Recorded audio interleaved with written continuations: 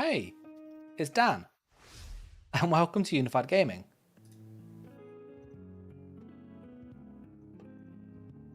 So in this one, I'm going to be going through and showing different scribing skills and what actually works. So we're going to set up some PvP builds. I've done a few classes already, and this is kind of part 2 of the stream, just over 2 nights. If you did see the previous stream, we went through and tested Sorcerer, Warden, Nightblade and Dragonknight and found some really good skills actually. And I want to go through in this one and kind of finish off the last one, so Templar, Arcanist and also Necromancer. I'm going to go through and just set up some builds so you kind of get an idea of what I'm using, and then we'll go through to the Scribing and actually try different things there. As always, your suggestions and comments and stuff really help, so obviously do take part if you can. But yeah. So first thing I'm going to do is I'm just setting up my Arcanist, which I've put a video out, the one that uses Ravager. Really good setup. So we're going to go and set this up nice and quickly. So we use Ravager and Rallying Cry. And we have 1 Magma and 1 Baron Thrisk. So Ravager's a heavy armor set. We also have a light armor with Rallying Cry. Hey, MF Boom says, yay, we're back. So I'm just setting up the Arcanist because I think that's one of the more interesting classes. And we'll see how this works. So what I had on my last build video was Ravager weapons. And then we then had chest and legs if I recall. And I think it was feet because that gave us good resistances. I was using 2 maces. So I'm kind of going through theorycraft and showing what I'm using. And then you can do it yourself. I also had a Rallying Cry in the back bar. So we had jewelry, we had hands and sash, and an ice staff, if I recall.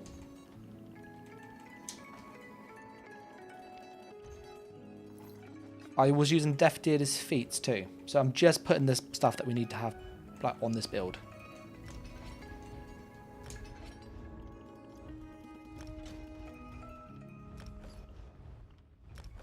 And then what we can then do is jump into the Scribing, see what our stats actually look like and are there any good skills. So Rallying Cry will be active in the back bar. And then Ravager was active in the front bar. That's how I had it set up last time. So Ravager's off. Ravager's on. That one's working. We then have Rallying Cry on. Rallying Cry off. We've got 1 piece extra which we can change to that trainee. So we'll swap the gloves out for trainee. So all I'm doing is just grabbing all the stuff quickly. And I'll probably go with medium armor on this. Medium trainee, and we need hands. And then we need to grab our monster set. I had 1 Baron Thrisk and 1 Magma Incarnate. And this was like a really stats dense Arcanist, but it gives you loads and loads of things to work with and really high damage. I want medium head and then medium shoulders.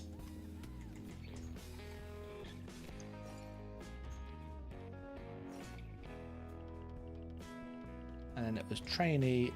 I think we've got to grab the hands already. Yeah. I'm just going to transmutate all my stuff, and then we've got the gear on. And then we can then jump into the Scribing and actually have a look at what we're doing.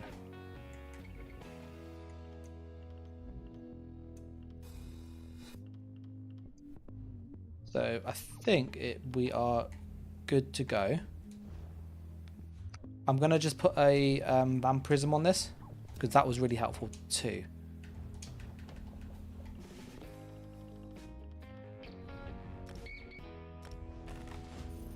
Okay, so that's everything we need for this.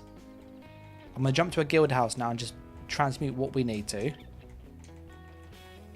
And also just glyph it and stuff. And then we are ready to actually put the skills on and then play with the scribing system and see what would we actually add. The hope with this is that we can really fix the burst steal. I really hate having to use big shields. Big shields, in my opinion, do not help Arcanist. It's not really like how I want to play it.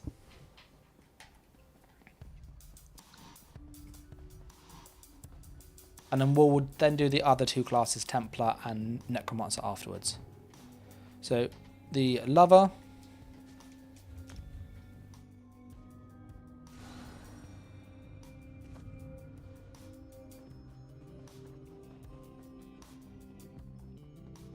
And then we're just going to transmute our stuff, chuck on our pieces, so that the skills and bits and we're good to go. So this will be defending, back bar. I'd go with 1 sharp and 1 charged. We could go Nirnhone because we do have an awful lot of damage. But I'm going to go with charge for the status effects. I found that worked really well. I'm just going to go with full impen because that won't really change what we are doing. It won't change our stat tooltips. Because it's really important that when you do this, you actually get a true reflection of how the build would look, and the skills will work, more importantly, on a proper build. And we had full infused jewelry. Let's get our Death Dealer's Mythic out, because that was really helpful too. So we're looking for mythic items.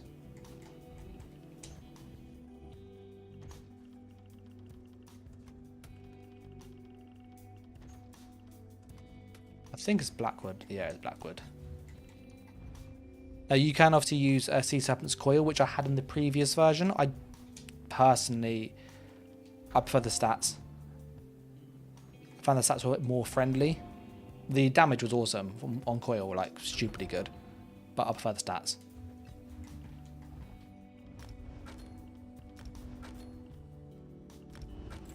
I'm just going to enchant all my bits and then we are good to go.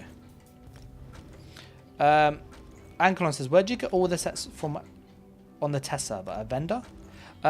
No, so when you go onto the PTS server, you get an item called like the ESO of everything. It's like a pot basically, and it gives you access to all of this stuff here.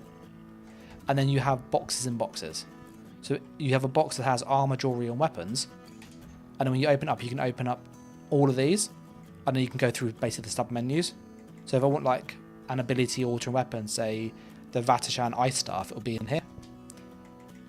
I then go, well, it's going to be Vatashan Perfected Weapons or normal. I open the box and say I want my Destruction Staff. Then I can pick what I want. So it is pretty quick to navigate. Like obviously you have to go through menus quite a bit, but it's a lot faster than going around traders or crafting. And they also have this for crafted sets as well. So it's really, really helpful. They had the same for like food and poisons, such as a range of poisons and potions. And with the food, you have the same down here.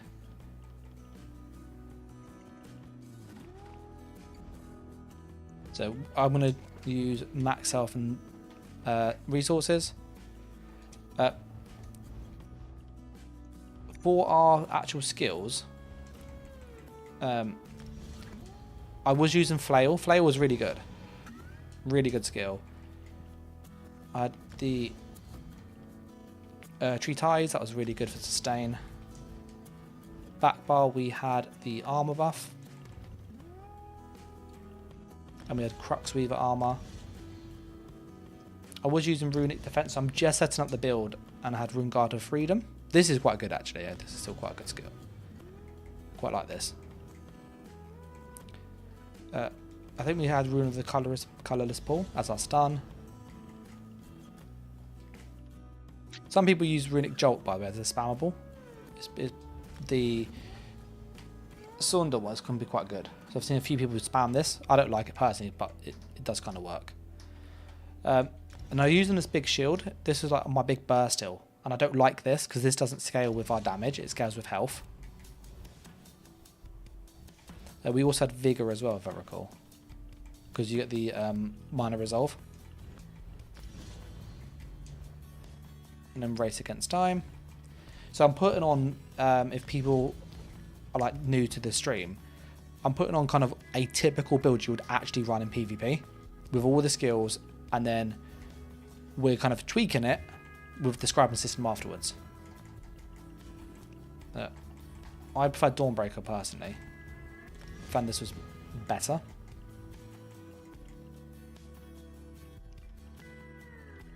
And then back bar with the big eye, or you can go with the shield. That's a good one there. Is Fate Carver any good? It's fun. It's not good, it's fun. Like, it is a fun skill to use. It's just not that great, in my opinion. So, I don't recommend it. I use it on one build. If I want to, like, play as an Arcanist and feel like it, it's okay, but there are better skills. I went with the Blood Craze. This procs to heal. This helps us proc Rally and Cry a bit easier. It's quite nice. And then we had it's a set ability, which will move one of these to the front bar. Probably move that for now. So these are the rough skills I generally use on my Arcanist.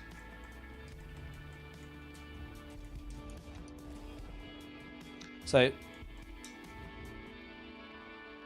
when I did this, I wanted my stamina to magic to be slightly higher because it helps with some of the heals. So I'm going to go and still get my magic up, but I'm going to aim for about 33k health. So there's 32k health. I'll probably do 16 here and then 16 here. Okay, I'm going to lower that a bit because that's 19. I want to try and get about 20,000 resource. That's kind of the idea. Because obviously we have Death Dealers too.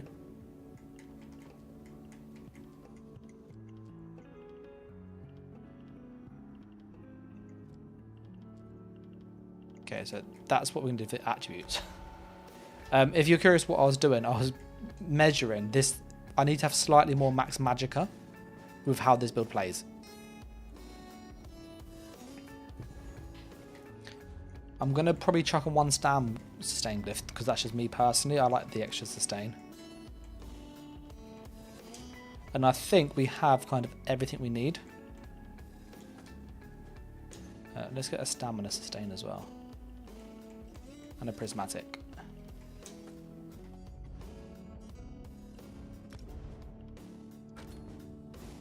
Yeah, so we've got 2k stam sustain, so we've got plenty of stam sustain. Now, we're going to buff up in IC just to see our tooltips and then kind of what's lacking or what's missing.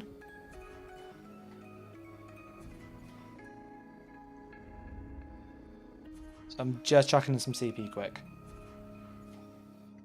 What do you guys think of Arcanist, by the way, as a class for PvP?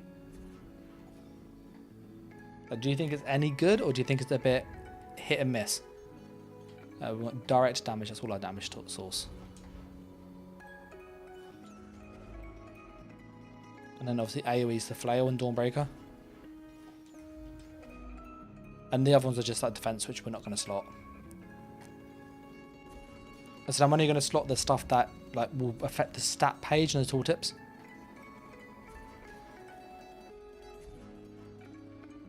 So we might use shield, so that's when we're just grabbing the Bastion one. You generally have to sustain by suffering. Yeah, so we're going to go into Imperial City quickly. Just have a look at our stat page to get an idea of where we're at with it. Do I need to just tweak something quickly? And I can proc my sets, that's why we're going into it. And then what we can then do is look at how big is our shield, how big is the heal on it. Is our spammable, does it have enough damage or not?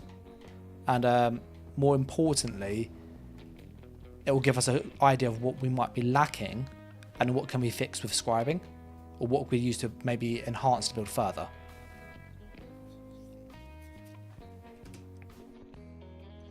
I'm going to do a quick poll as well, just to see what you think about Arcanist.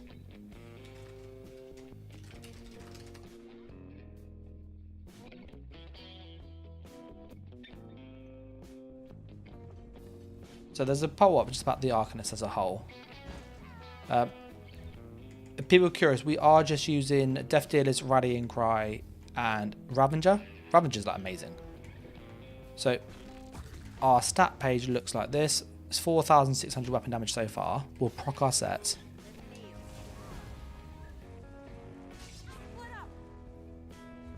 So this will just go up and up and up and up and up quite a lot.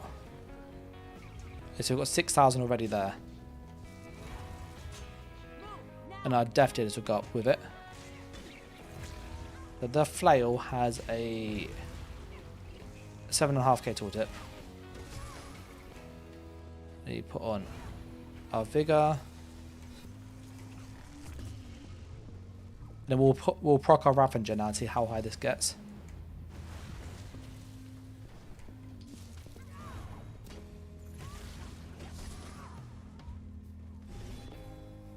Because when you're actually in combat, these things stay up all the time.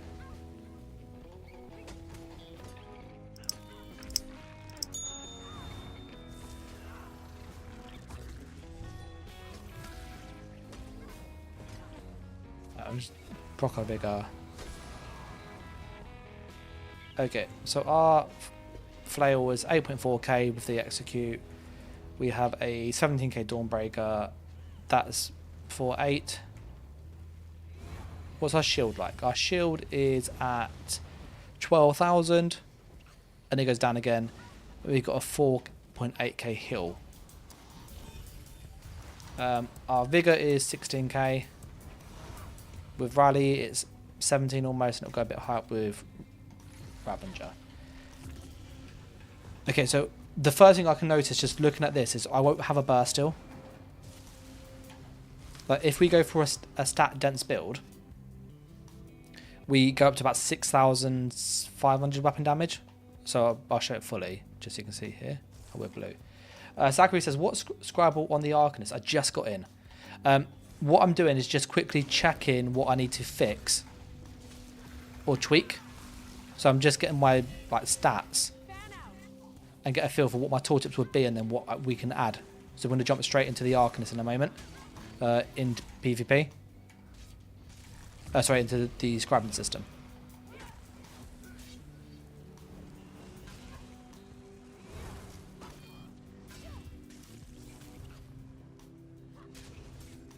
Okay, so that's a 20k.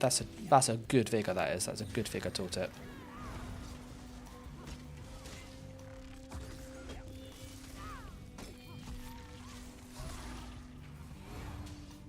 And then our weapon damage is 6k there. Yeah, so we've got decent enough weapon damage when Ravager's up. And obviously with things, it will go a bit higher. So that's got a good idea of what we need. I'm going to jump into Cyrodiil and then jump straight into the Scalarium now.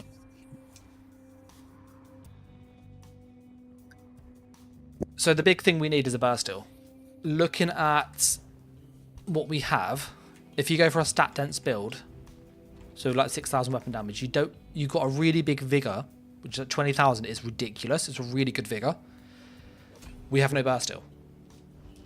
And this heal obviously scales nicely, but it's off health. This is a shield. We don't have a Bursteel. So I'm wondering whether we can drop Ringguard of Freedom.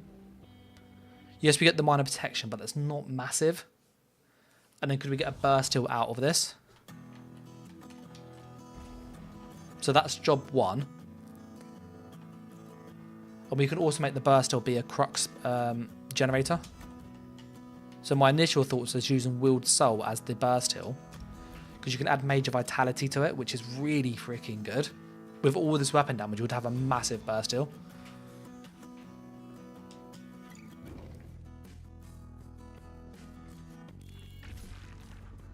And if I did that, I would honestly go and use Focus and Mending. Because I think this would, with how much the weapon damage is, you can get a lot more like bounce and back ability. So we need a heal. This is 11,000 already. So that's already bigger than the shield, because the shield will have to be reduced. we can make it alt. Could be crux generation, which would be quite nice. Or cheap. It could be a really cheap burst still, and then vitality. So I think this would be good, or maybe have it as a crux generator, but we don't have a spender. So my initial thoughts are, if we make healing soul as the burst still, we can drop this shield here. Because obviously this shield is big, but it gets reduced in PvP. I know obviously the heal does as well, but this doesn't get us out of trouble. We still get execute damage because we're not out of execute range.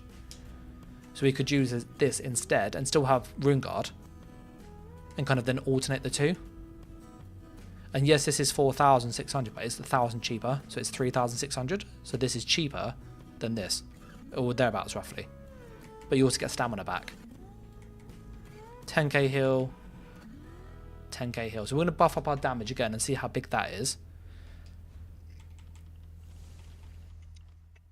With the Arcanist, I'm not convinced on this dot. This dot is nice, and it's a good heal over time. But we need a burst skill. That's the other skill we lack. We don't have any burst. You got a Fate Carver, which is good. And you have obviously Dawnbreaker. But I'm wondering whether we could go into the Scribing system. Now, the Travelling Knife dual wield is really bad. There's no burst there. There's no burst with the 2H. And there's no burst with the shield. The only bursty skill there is the contingency. So we could probably use this. But if you notice, it's all flame, frost, and magic damage. So we'll probably go flame. And this isn't burst, but it's like delayed damage. So this could help possibly. We'd have to look at sustain. And then 8% damage reduction would be quite nice. Okay, we don't need that crux gen because we're not using it. Creates a rune power. Movement speed. Do we have a snare? Do we have a snare in our kit? I don't think we do. We've got the dot. But I'm thinking of changing this. This is my idea, to get rid of this. And I want to add more burst. So there was a snare, 30% snare. That's going to be Warrior's Opportunity. That's going to be damage. That's more burst, that is. Okay, Flame, Warrior's Opportunity. We've got Breach already. We could get the protection or the vulnerability. We've got that already, though. I don't think we need the sustain. It's going to come down to basically false or regens, because we've got protection already, which is easy to proc. Or we could reduce their damage, their crit damage, and get some more defense that way. I'll try this first. So I don't think we have minor buffs.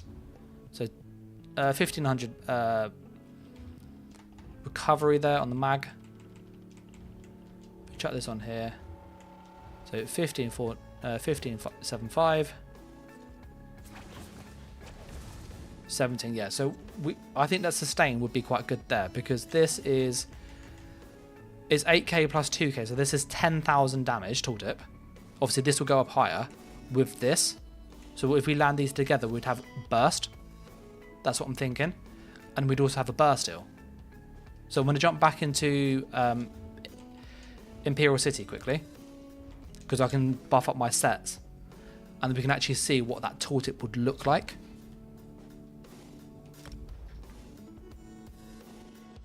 And then my other thinking is Seaflax Flail. This is 100% more damage. Now, it's a crux generator, but we don't use crux. Look, if we've got a burst still, I could probably go to the other morph. So let me go and get a scroll. So I'm thinking Tentacular Dread. So I'm just like kind of like seeing how we can tweak the stuff to make it more bursty, because that's how I want to play. So I'm wondering if we drop this and go for this. It's magic, so we just change our sustain round, which should be fine. The damage tooltip's the same pretty much. It's actually slightly higher. This is on cast, you heal yourself. The heal isn't massive in all honesty. And you deal damage below half health. So this has the execute. This has by 20% on all damage to foes. So it consumes all crux and increase detected damage by 20%. So it's whether that flat 20% would be better. I don't think it would be actually. So you've got 26% here. I'll have a little look into that afterwards. Just because obviously the bigger the number, the more that percent will make a difference.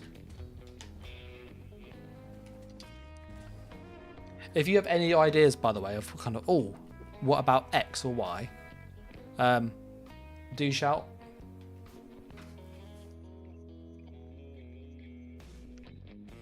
So we're going to buff up, and I want to see what our thing looks like.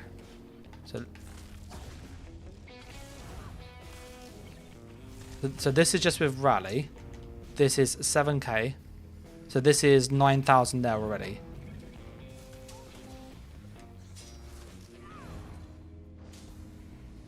Okay, this is 8k, so it's 10,000 plus. So that's 18,000 tooltip. So let's see how easy that would be to use. Well, let's see what our heal is too. That's the other thing I wanted to check. What's our heal tooltip like?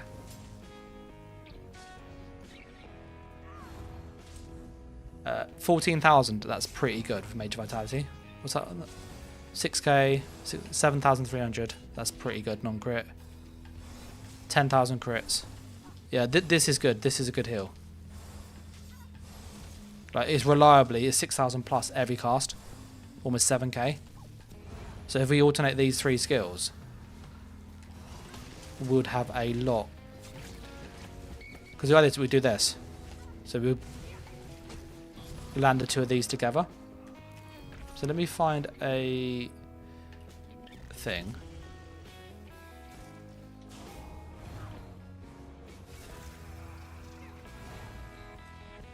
So I'd cast this and then go bang.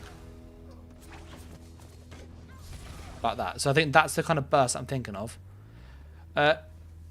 Such says, have you tried a crazy idea? Dragon's appetite for False Pulse. I could see it working with the heal. You get that heal stack really quick.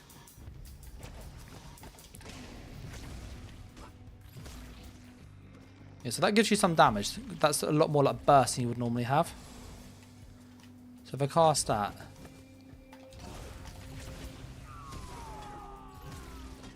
Because they're AoE, you can proc the two. So that could be quite good. Is that for the Arcanist set? I think the burst stills are good. I think this works. This is good. This fixes a big problem we have. On a damage Arcanist, instead of having to go for like 40,000 plus health, we can actually get a decent heal out of this. The shield, obviously it's 4,000 per crux, so this is 12k at most, and then you can't spam it. That's the problem. You can't spam the shield for the heal. Any kind of Arcanist or Warden. I use it on a magical Warden. I use Dragonknight with Oakensoul and Asylum. If you use the Asylum and Dragonknight, like the Asylum staff, it's really freaking good. I feel like Flail's good. I don't know if we'll have enough sustained damage. Obviously, we'll change these glyphs to like poison and disease. Because we've got burning. We have burning from here now. This is fire damage.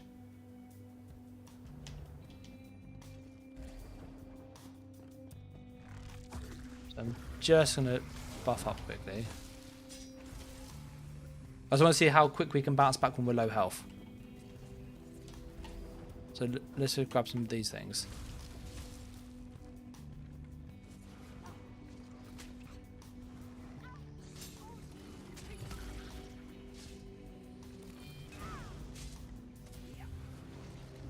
We've got 5k there with Raleigh 6,000. 6,000 weapon damage. This can go higher, obviously, because we could run a damage glyph here instead.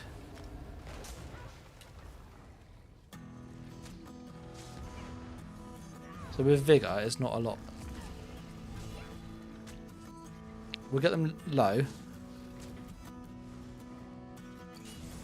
Okay, 7,300, 8k. Yeah, 8k burst heals, that's good.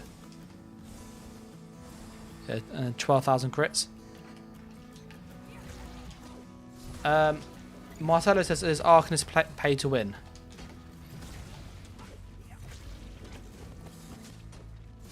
I wouldn't say it is, in all honesty. I think there are better classes for PvP. It's tanky.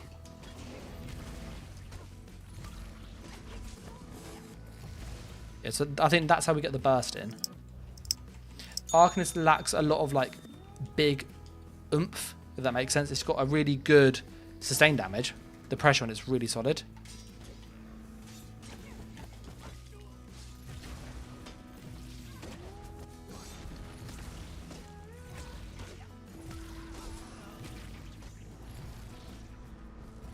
So I think the idea is you'd have these going.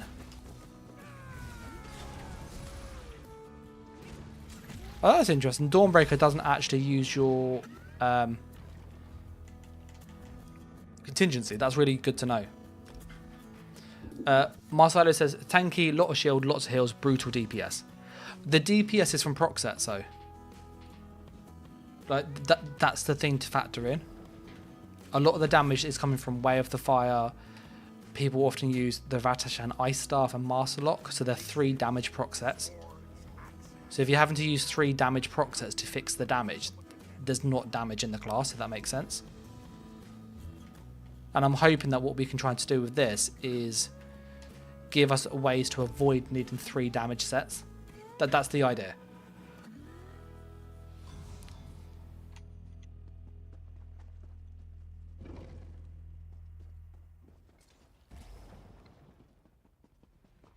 I think with this setup, let me... the skill line, a green line, burst alone. It's not burst, I'll show you in a second what I mean. We want a jewelry glyph of damage.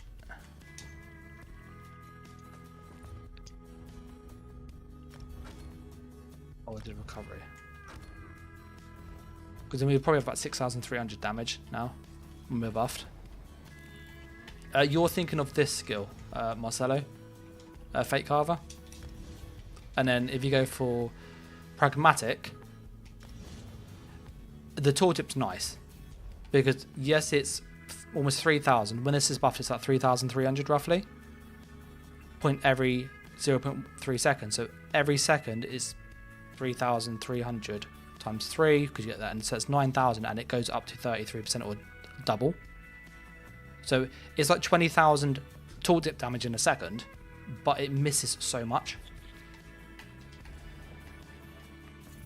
So when you're doing this, it misses an awful lot. Like the skill just misses so much because it doesn't track properly. Good in PvE, but in PvP you get 2 or 3 ticks. And obviously when you're casting it for 4 or 5 seconds, you're only really getting a little bit out of this. I think contingency is a good way to add burst. It's not the best burst in all honesty, but it's more oomph. What's proxy debt? This is so 6,900 plus 2, so you're looking 9,000 there.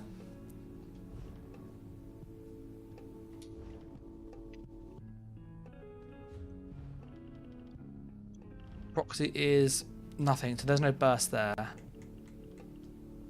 We're looking for a delayed burst skill, if people are curious. Something where you can hit people really hard. Some people resorted to vampirism, using the vampire spammer ball, because that hits hard.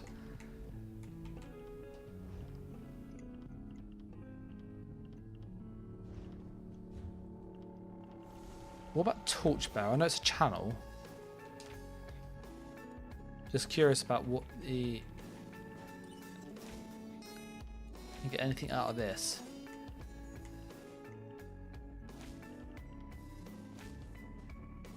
That's three tops, that's 15,000 in 2 seconds. It's not enough damage, that, I don't think.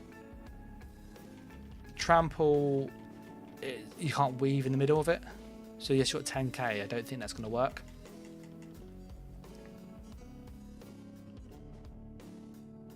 I don't. Soul Burst isn't like damage, in my opinion. It's 2 AoE and it's around you.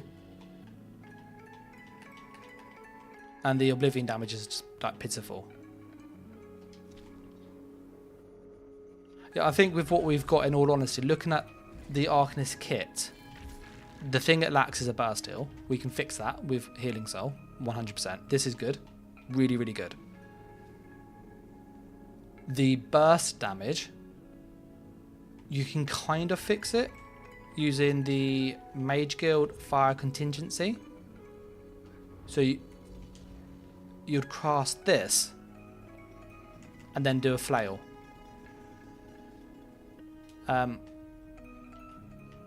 We've got obviously a stun already. We've got a movement skill, race against time. We've got a sustain buff, which we could probably change actually to Inspired Scholarship for more pressure. Because I think with the minor regen from here to the minor intellect, we could probably drop the sustain. Because that's only 200, isn't it? So each series of runes, etch a series of runes onto your weapon, pulse every 5 seconds, class abilities, 600 magic and stamina. So that's obviously 600 every 5 seconds, so it's like 120 every second, so 240 effective regen. 1700 almost. 18. So yeah, so it's not quite the same, but it's close enough. I reckon we could change that to get more damage. Let's do that. Again, we're trying to up the damage. And if we can swap this for this is every 3 seconds. That's every 5.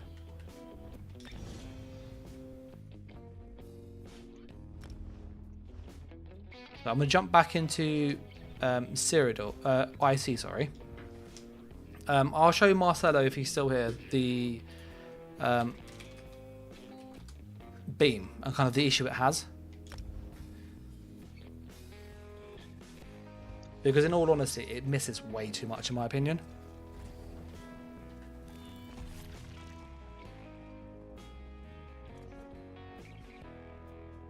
The damage box as well is a lot smaller on a player than versus an NPC.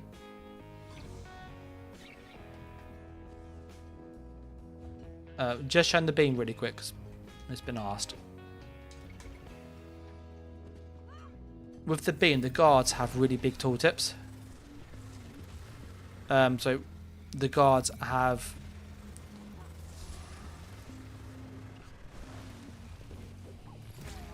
you got to bear in mind against players, by the way, that gets halved because players have battle spirit. So against an NPC, this is good.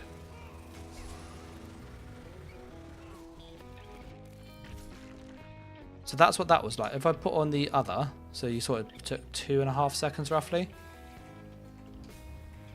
What I'd rather do is just walk up to something, heavy attack, flail, dead. That's more burst.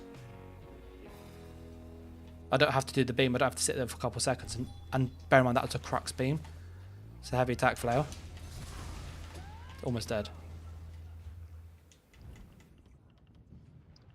Whereas if you did the beam, so let me just turn, so there's no crux on this. And I'll find something with the same health. And I'll just beam you to see how long it takes to kill it. So 31k health. So almost 4 seconds.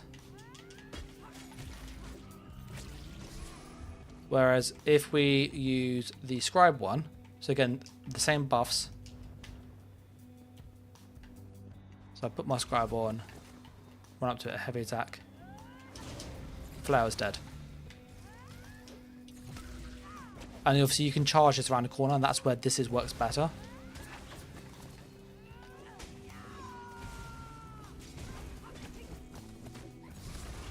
So I think this would help with the burst. I do. And I think because we can run these intellect buff, we can obviously then run Inspired Scholarship because we have the sustain now, which then gives us a bit more pressure that we wouldn't normally have.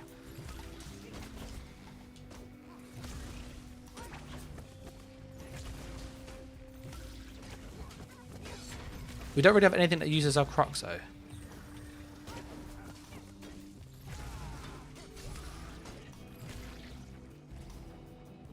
So let's go put on our buffs properly now and see what our actual damage numbers would be. That's our Rallying Cry prot.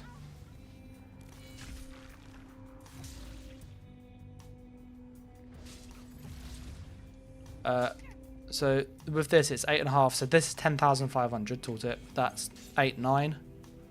So you're looking 19k tooltip on like burst, plus a Dawnbreaker of, let's put my Dawnbreaker back on. 18k. So what I'm thinking is, as a burst combo, you see somebody, because bear in mind, Ravager's up most of the fight, so is Vigor.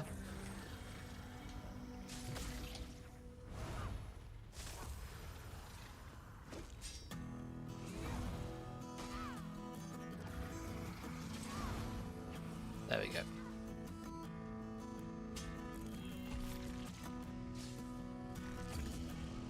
So my thinking is that basically we see some enemies, get our buffs up. We go for a heavy attack into Dawnbreaker into Flail. And that was like 50k there. And then you just execute. That's my thinking.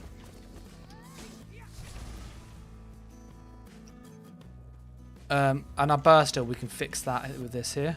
14k. 6, 7, 7, 6.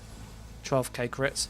8,000, 8,000, 8,000, 8,000, 8,000, 8,000. And this is just with rallying on, by the way. If you have any of your Ravager up, it will go higher.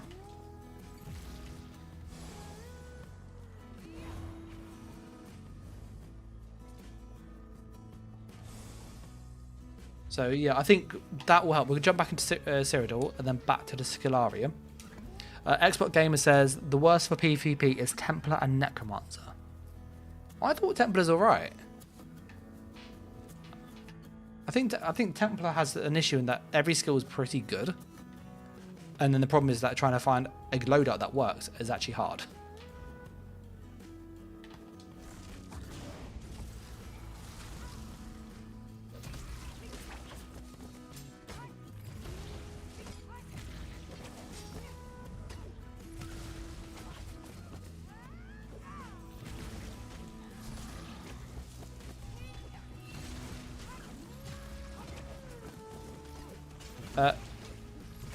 So yeah, I'll probably do this and proc the both thing like that.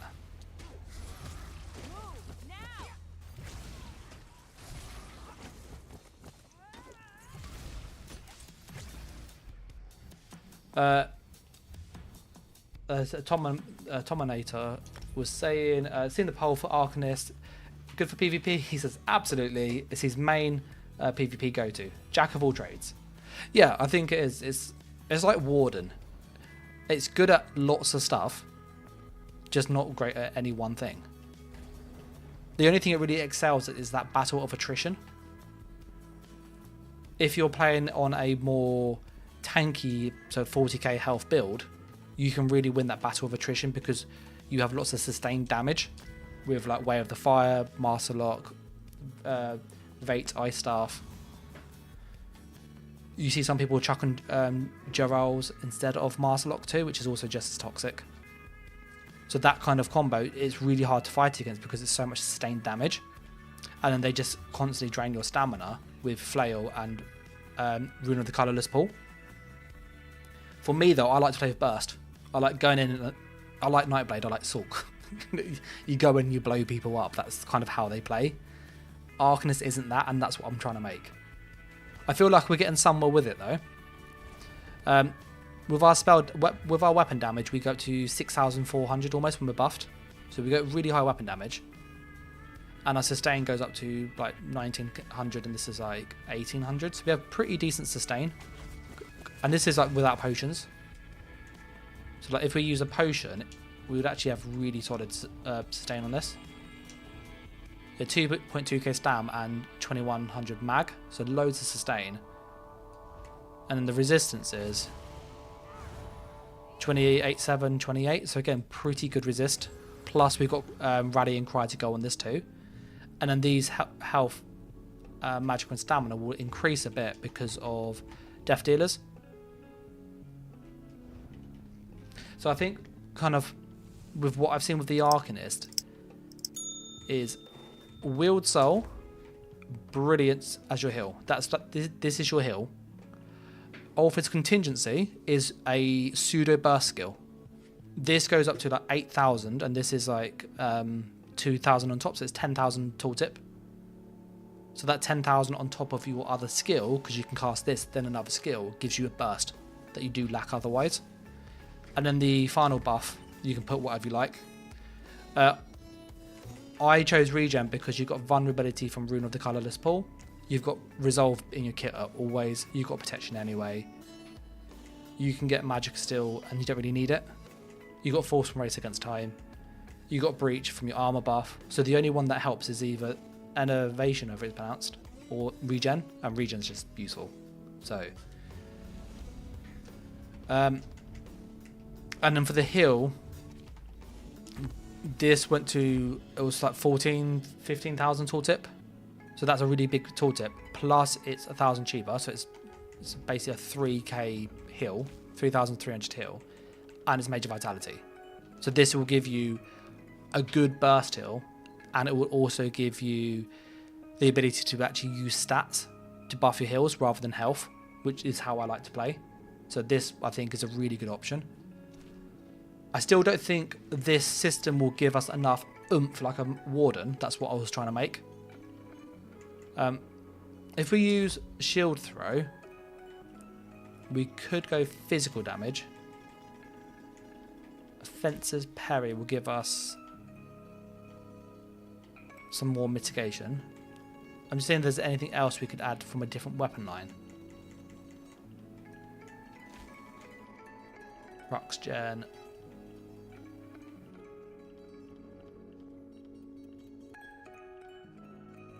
Major Vitality on this is mad. Major Evasion, that's good. Major Cowardice, that's decent. Yeah, I don't think this will give us enough. I'm thinking, can we swap our spammable? I know it sounds a bit daft, but can we swap this? And I don't think we can swap this, in all honesty.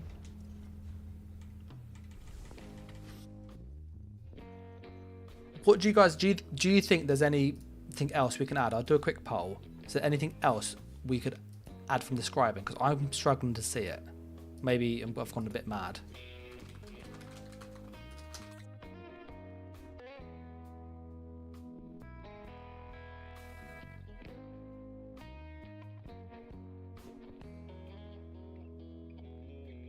So is there anything else we could add?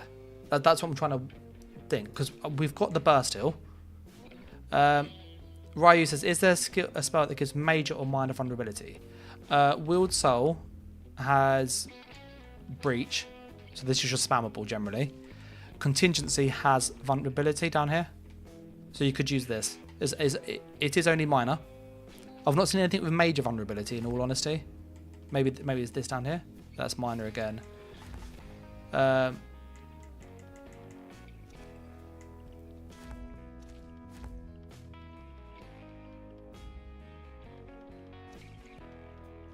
Yeah, I'm struggling to see what we could add that we don't have already. That's what I'm like in the game, for example. When I make a PvP build, I go with spammable, burst skill, execute. If you can't get an execute because of your class, you go with an extra dot. That's 3 skills there already. You then need your damage buff. You need an armor buff. you're now at 5 skills. That's 1 bar full. You then need to have a burst heal, a heal over time, and then a debuff. At which point you don't have much space. So if we go through that kind of list of what we have, we've got a spammable and execute in 1 skill. We've got a burst skill now. We've got our movement skill still. We've got a stun, which is helpful, and a debuff, but this is a stun. That's its primary job. We've got a damage boost, which is our major buff. We've got our armor buff. We've got a burst heal. We've got a heal over time. Rune Guard of Freedom could probably be dropped, but this is just a good hit, like defensive buff, and you kind of want to run this in my opinion. And we've got a debuff.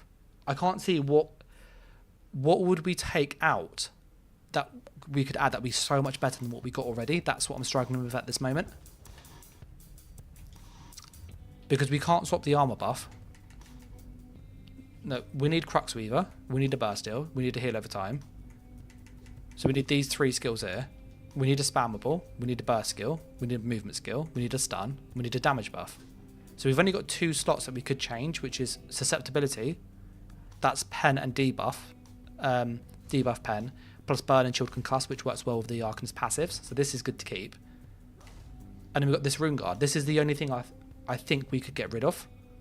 But again, what would we add? Soul Burst is an AoE. It doesn't do enough damage. We've got Immobilize already. We've got damage. We don't have a pull, but then that's not going to help because it's AoE around you. And you could use in the Arcanist kit, you have this skill, the Imperfect Ring, and you could do Rune of Displacement instead. So, you know, this wouldn't help.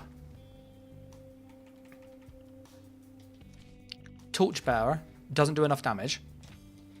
We could use Torchbearer as a heal. The one thing we do lack is a cleanse. That is the only thing we do actually lack is a cleanse.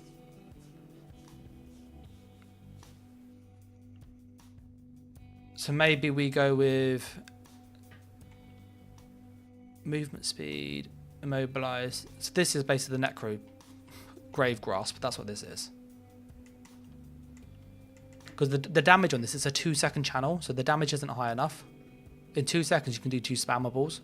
So it should be, you know, essentially 16 to 18k at minimum. Plus, you've got the light attacks in the middle. So you're looking 20k is what you need this to be.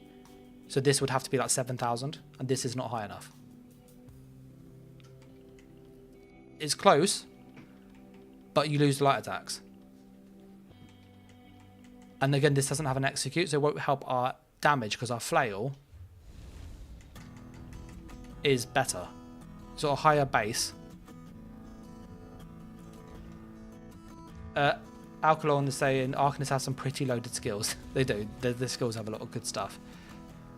Trample. I guess we could add Trauma. Like this is one of the more nuanced. So if you want to have some healing debuff, you could use this.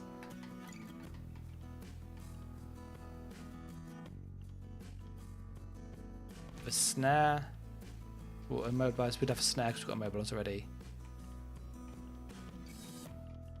And then defile.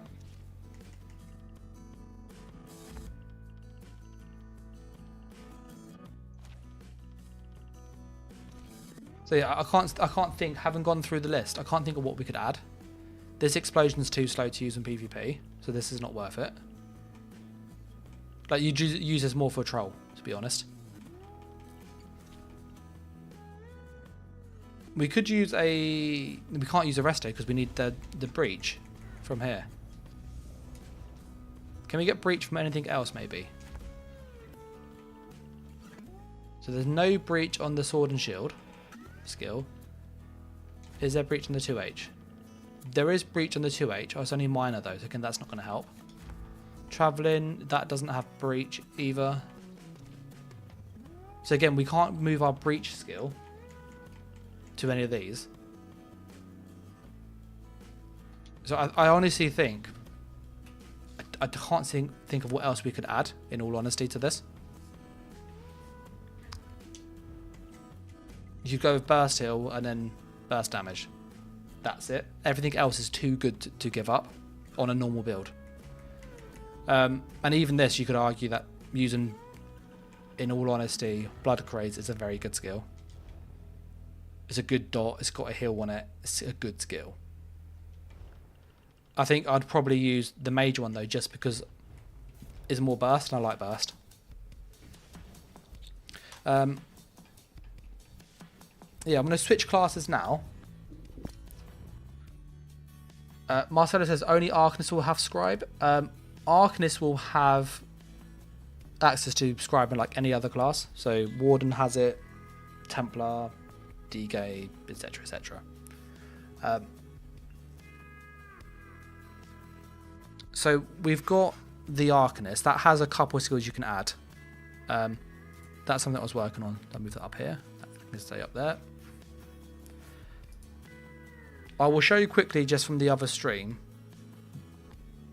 what we did last time for different classes, and then I'll make the Templar and Necro next. So we'll do a poll to see what we want next.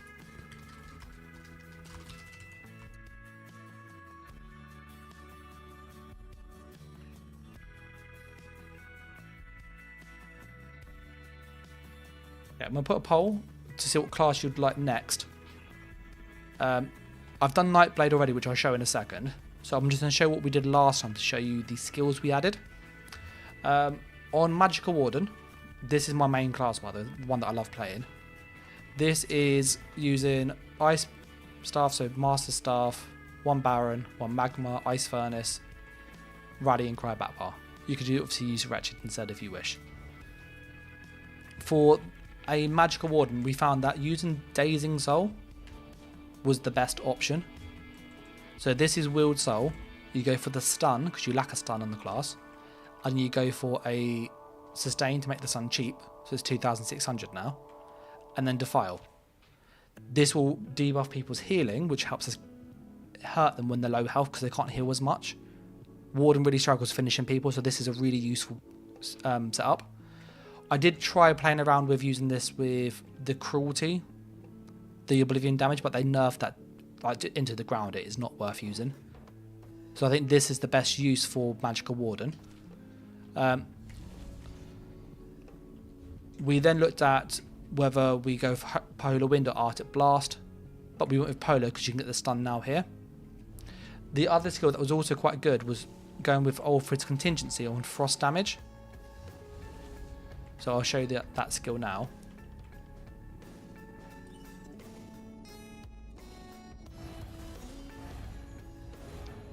So Chilling Contingency.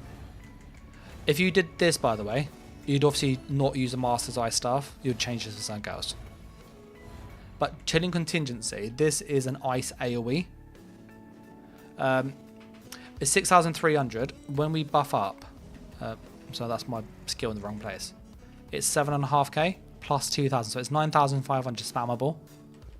If you compare it to Impulse, this is 7,000. Pulsar, I can literally put them side by side. 7,400 to 7,500 almost, plus 2k, so 9,500, 7,000. This is 8 meter radius. This is 6 meter radius. So this has a bigger radius, it hits harder, and it gives you minor force. I found when you use this, you just basically keep spamming it, and you get this ice AoE around you. So this was another good use for the Scribe system. Beyond that, on Magical Warden, I didn't find much else that was good. So for me personally, I will probably be running this version where I have Daze and Soul, because I have a stun now, and I don't have a stun normally on Magical Warden. And then that lets me run Northern Storm, which hits like a truck. But that's really hard to use if you can't stun people. If you stun people, this is like an I win button. If you can't get the stun off, it's really hard. So that was Magical Warden. The other skills, again, were too niche. There were too hit and miss, literally. We did say that you could, if you really wanted, though, to have a heal, go with Torchbearer and go with Healing, Gladiator's Tenacity, and Minor Resolve. And this is like a alternative Vigor. So the Fighters Guild version is 6,000, but it's 3 swipes, so it's 18,000 still. You also get the damage reduction while you use this, and you get the resolve, but this is AoE. It's also in 2 seconds. So you can obviously heal other people with this nicely. So if you're in a group, you can catch people quite quickly. That was the only other good skill that Warden could possibly use. So you did have Healing Torch too. I'm going to go on to the Nightblade next. There is a poll going up at the moment on which class you want to see next. So which one should we try? Should we try Templar or Necro? And Zachary was saying it seems like there's only 1 or 2 good things that might be useful out of the system, but even then you could probably do without a new skill. Yeah, you need a new slot. I think that's the issue. For Sorcerer didn't have many options, in all honesty. I find with a lot of this system that there are some good skills you can make for very specific uses. So like if you go, oh, I've got a gap. But if you try to make something that's better than what you currently have, there's not many cases for that. The only exception was Willed Soul on Sorcerer, Shock Damage, Class Mastery. You then put on anything you like. What I like with this skill, so I'll show you it here, Shock and Soul, it's 8,500 plus 2,100 shock damage AoE. So this is now 10,600 roughly. And it's Major Resolve. This major buff down here can be changed. So if you want to have really, really big shields, you could change this. So let me put these on. You could change this to Vitality. So then this will increase your shields and have massive shields. You could get your major buffs, you don't need to use potions. You can use different potions, like speed. You could go with Defile and reduce people's healing, making it easier to kill people. You could go with Brutality or Sorcery, and then you can drop your damage buff and run a different skill. Or you go with Major Breach. So Major Breach was good, because on the Sorcerer, it lets you get rid of elemental susceptibility, which means you could then run Vigor. Sorcerer is already a burst class. It doesn't need extra burst. So by having Shock and Soul as our spammable, this will also give us our damage debuff, so Minor Breach, reducing their armor, which means we have a free bar spot. So we can go Vigor. You can use the AoE Vigor to heal people and have a passive heal over time. Or we found that you could go for the Fighter's Guild and go with the Healing Torch, which we did on the other class. So again, that is Torchbearer, Healing, Gladiator's Tenacity, and then Vitality for more healing, which is a really good one. Or Heroism is quite nice too. You could also change it to Crusader's Defiance instead and get a Cleanse. So you have a Cleanse now, which you don't normally have on Sorc. So then what you then have is the ability to cleanse as you cast this. The other thing that's worth mentioning is on this setup, this is like the meta setup, Alfiq, Tudun, Rallying Cry, or Wretched Vitality, one or the other. I've gone with Wretched, and Death Dealers. When you use that, you have to use Mighty Tudun, because you don't have bar space. If you went with Shock Damage, Class Mastery, and then Resolve, the Sorcerer is then able to go to their front bar. Because their spammable gives them a Major Resolve, you can then drop your monster set and run something different. So you don't have to run Mighty Tudun anymore. So this could be any monster set that you want instead. And so we found that you could probably run sets, for example, like Bloodspawn for more ult gen and more resistances. This will make you tankier overall. Chokeathorn in Battlegrounds, that's quite good. Engine Guardian is just toxic, really good on Sorcerer. You could use the Infernal Guardian, so when you do a shield you get some damage, so this can be quite good in Battlegrounds again, just to pressure people. There's not lots of damage, but it's still free damage whilst you're being defensive. You could go with Magma Incarnate and get Minor Courage. So there was lots of options that you could do by putting the armor buff on this spammable, because you then free up that skill slot, which normally would be Lightning Storm, or you'd have to use Mighty Tudor. We use obviously the monster set. I'm going to show Nightblade next, and then DK. DK had the most interesting one out of all of it, in all honesty. It was really good. What do you guys think so far of what we've kind of found? Do you think it's as much flexibility as you thought? Or do you think it's a bit more limited than you realised? We're going to show the Nightblade, and then I'll show you the DK. And then we'll do whatever's on the poll, whether it's Templar or Necro next.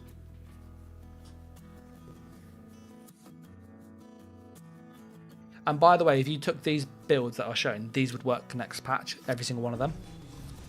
Like, I will make videos for them, but that's what I will be using from day one. On the Nightblade, we tried to make a Magicka Nightblade. So we're using War Maiden, Wretched Vitality, and then you'd have to see one trainee here, which I didn't put on. And then Death Dealers. With this, what Magicka Nightblade really struggles with is a stun. You're often forced, as a Magicka Nightblade, to get into melee range and then to use your Fear. The Fear drops block and it also stuns them. There's no good stun.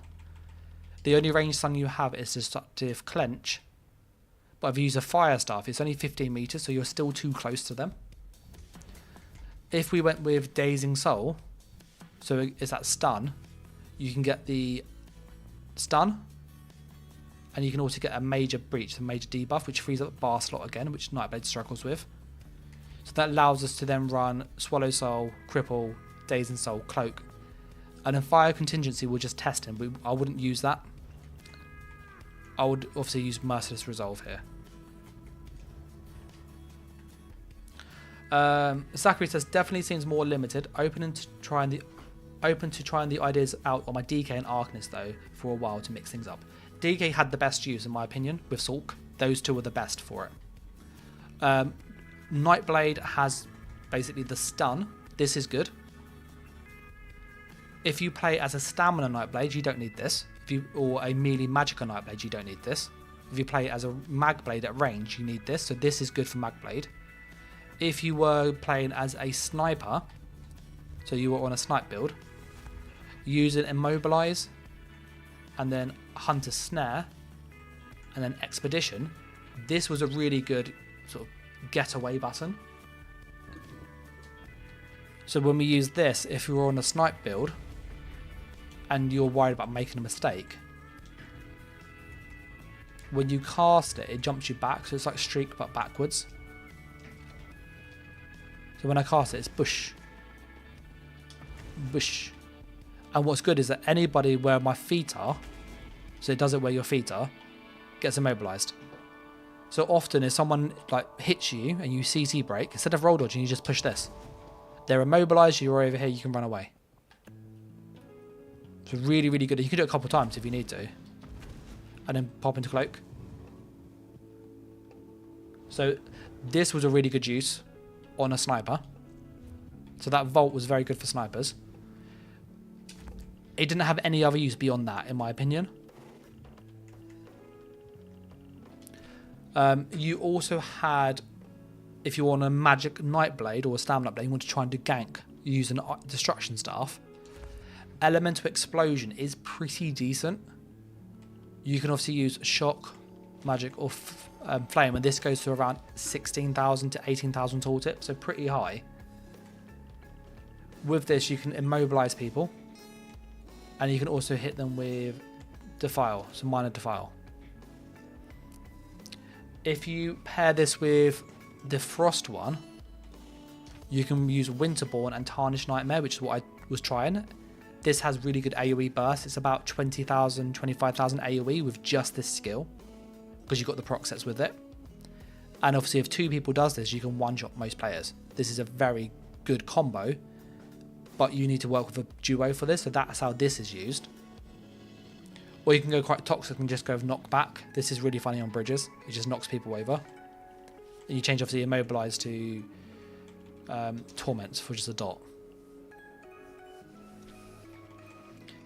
The other thing for Nightblade, if you play as a melee Nightblade, you might have noticed that your burst heal, healthy offering, or the shrewd offering, uses health. The other use that I found with this was going to Wield Soul, going for healing, Druid's Resurgence to make it cheaper, so then it's the same price pretty much, and Vitality. So you end up having a burst heal that's the same tooltip that you do as your other one. So if you go, this is 11,000, but you lose 1,000 health, so it's 10,000. And then this one is 10,000, but you get major vitality, so you get 12% more healing, so it's 11,000. So this is better, and it's also 1,000 cheaper, so it's actually the same price. This is 3.7, this is 3.8. It's literally like the same price. So this was a really good one for stamina builds or melee Nightblades, because it's just a burst heal that doesn't cost you health now. So this is really good. It also gives you stam sustain, which is quite nice when you roll dodge a lot. So this was really nice. I then played around with other like healing skills, soul burst and stuff, but this wasn't good. I'm just going to put the stun back on before I forget it.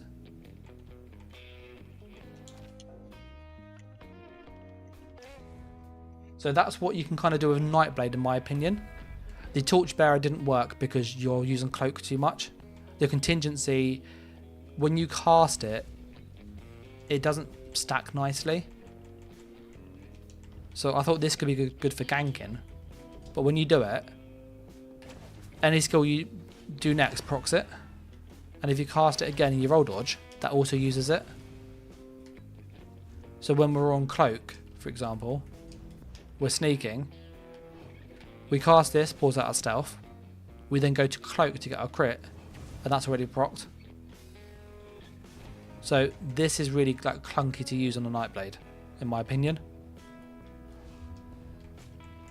So I'd recommend like avoiding that and just basically stick to essentially the heal or stun from Wield Soul. The rest of it was pretty kind of decent on the kit.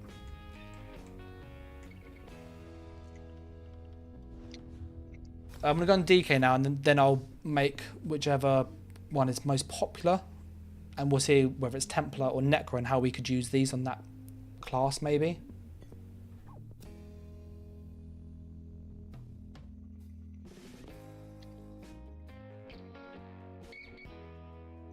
So this was what we did on DK. DK was the most interesting in my opinion out of all of these.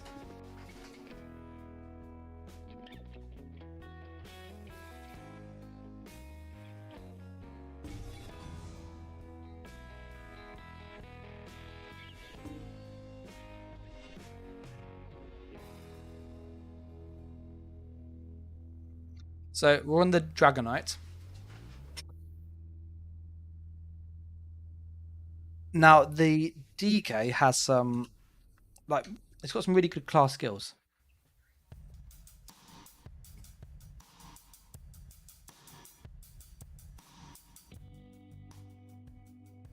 Yeah, so with the DK, it's got some good class skills. One of the issues you have, in my opinion, is what to drop. This is the problem Dragonknight has. So you need whip, you need breath. Claw's optional in all honesty, but I think it's worth running. You need stun. Whether you go fossilized or shattering, that's personal choice. I think shattering's better in the current meta, in my opinion. You then need hardened. You need coag. You need movement skill. You need your damage skill. This could be degeneration, for example. That's what I'd use personally. I was just using this to test. You then have basically on the front bar or back bar, you often will run something like Flames of Oblivion or Cauterize. This is obviously the staple DK setup. It's what you normally find. And you'd generally run Vigor on the back bar, because Vigor's really good. What I found, which was really good, and I'm going to have to show this because it's hard to like understand if you don't see it, what we found is that you can actually tweak some of the interactions per se to really get some odd mechanics in the game. So there's a real sort of funkiness going on. So when we go down here, if I use Shattering Rock, it will just like stun them, and that's it. Still good, don't get me wrong, and it will heal us. Like, really good skill. But the issue is though that it doesn't really do much else. Now, if we use Fossilize, it stuns and then immobilizes them, so they have to CC break.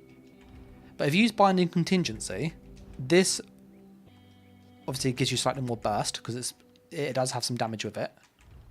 So on the tooltip, just putting the damage buff on, it's 3,400. So not a lot of damage, but you can proc this class mastery. So for each enemy within 8 meters, up to 6, so you get up to 300 weapon damage. You can also get damage reduction too, and this gives minor breach. You get, this is basically a debuff that gives us more damage and debuffs the enemy and makes us tankier. This is a really good skill. But what makes this really good is that this stacks with Shattering Rock. So when I see somebody, if I cast this way before I see them, and then Shattering Rock, I get a stun and an immobilize.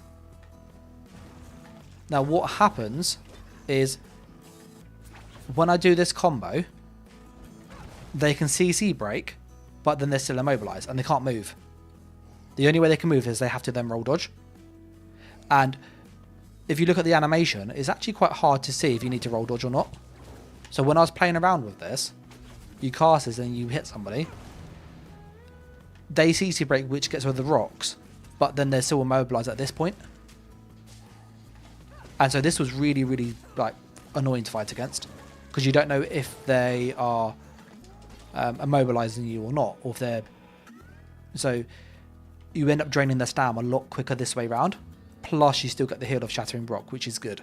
It is a good heal.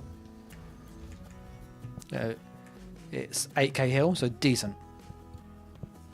So Binding Contingency, this was really good for DK, really, really good. The other one was Vigor. Vigor's what we normally run as a heal. Good heal.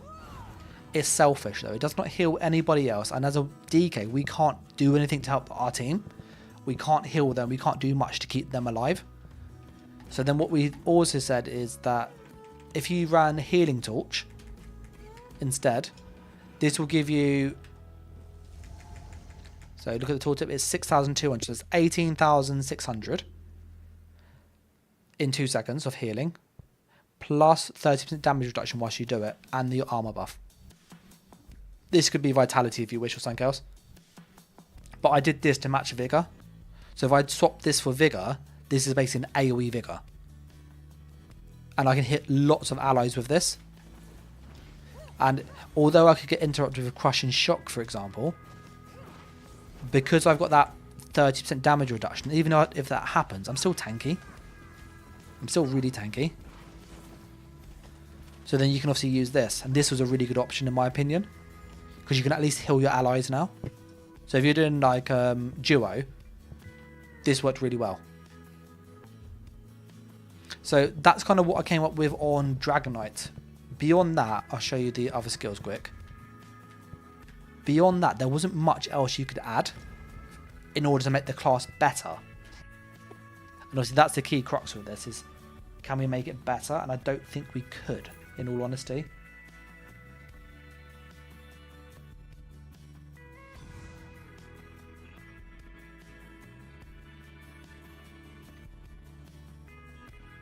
I'm just going to show the other options that DK could access in the typical build.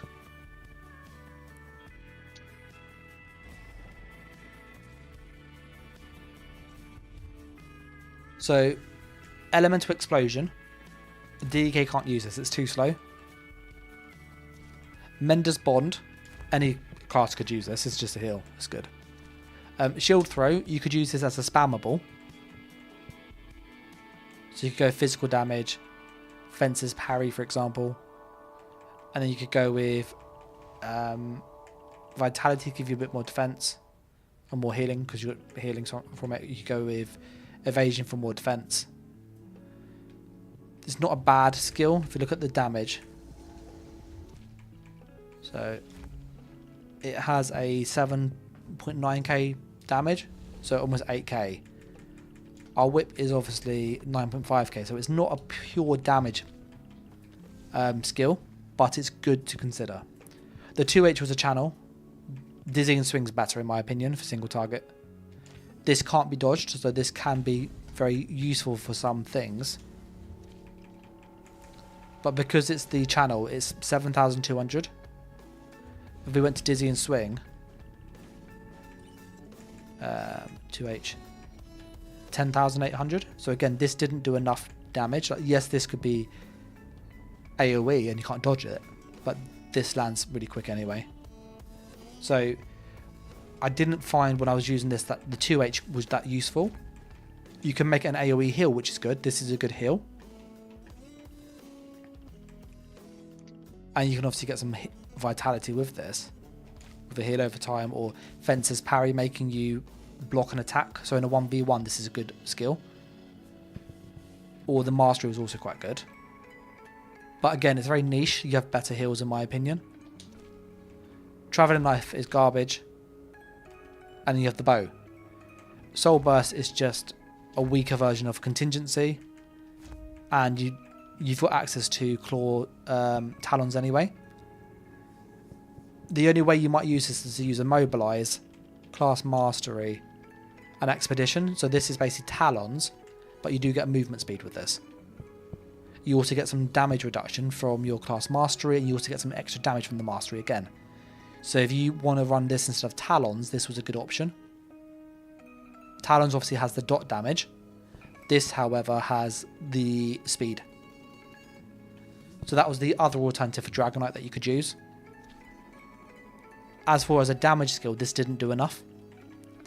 You could use it as a pull. So after 2 seconds, you pull people to you. This was quite good. But again, it's only 8 meters, so it's not enough. And you got access to chain anyway. And you got trample, which again is kind of, it's okay for groups from any class really. But you wouldn't run this on a build properly. That's what I came up with Dragonknight. I can't think of much else you would run on it, in all honesty. Just having looked at how you build a DK typically in the current meta, what works really well set-wise, and what could you add to make it better. And I didn't really find any of these made it better. The next one I want to go on is Arcanist. Not Arcanist, sorry, Necromancer. The poll was at 50-50, so I'm going to go with Necro, because it hasn't had much love. And we'll see what we can do with a Necromancer.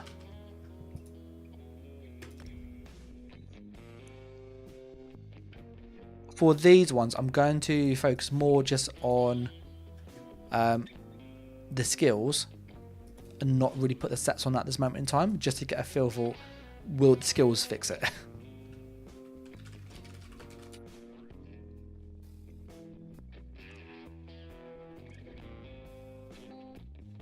I'm going to put a poll up as well and just see what you think of the system. Now that we've kind of dived quite deeply into it, is it as good as you thought? Do you think it's too limited, or do you think it's kind of a good starting point, or do you think, yeah, it's probably not worth getting? So it will be, is Scribing worth getting for PvP?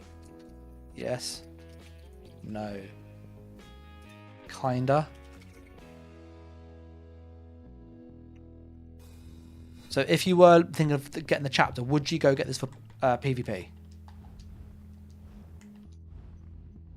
Obviously, if you do PvE, there's some more uses in my opinion.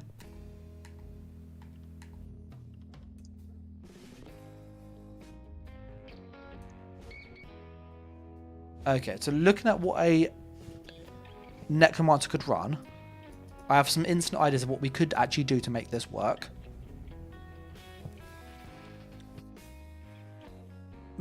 If you go from a Magic Necromancer, that's my initial thoughts, is Magic Necromancer has an issue with stunning people. It doesn't have a ranged stun.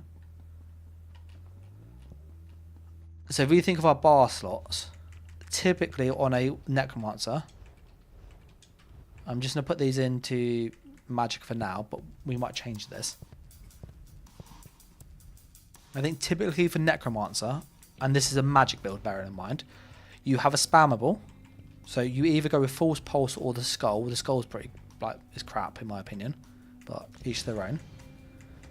I would go with False Pulse. I would then use Blast Bones.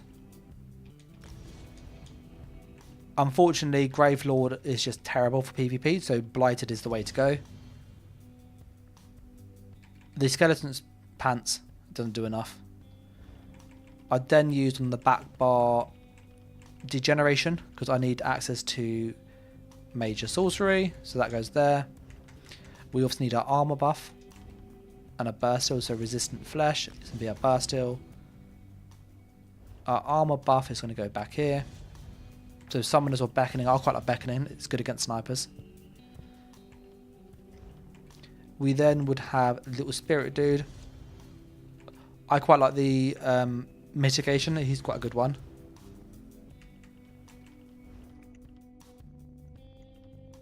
You then need a movement skill like Race Against Time and a heal over time, so like Vigor, for example, and then Race Against Time. So just looking at a normal skill loadout, this is kind of what we'd run on a Necromancer. So what we have is we've got a spammable, burst skill, hot, armor buff, burst skill, heal over time, movement skill, dot. We don't have an execute, we don't have a stun.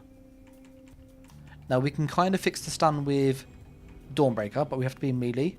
I want to be at range, so I'd probably go with Meteor and go with Shooting Star just to get the ult back, because your ult gen's a bit low. And then with the Scribing system, I reckon we could fix some of these, in all honesty.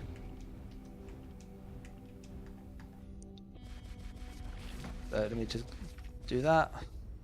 There is a bug where you have to reload the UI when you open them up because you miss a skill. There is a poll going about would you get Scribing for PvP? Yes, no, or kinda. It's kind of split at the moment. But with what you've seen, do you think it's worth getting for PvP? For the Mag Arcanist, I would probably go... You either go with magic damage and use War Maiden, or you go with shock damage. I'll probably go with shock personally, because physical uses our stam. The class mastery, once every 3 seconds, increase your health, magic and stamina by 2% for 10 seconds for each corpse within 12 meters, up to 10 times. And if there's no corpse, you get a corpse back. So this basically is like death dealers, which is good, but it's very awkward to use because there's not that many corpses around typically. They always get used. I did test, and I just want to show this quickly. So let me put the heal on. Just a second. This doesn't use the corpse when I last tested it. So don't use this skill because it's not actually right. But if I cast it, there's a corpse on the floor. And when I use it, the corpse is still there to be used by something else.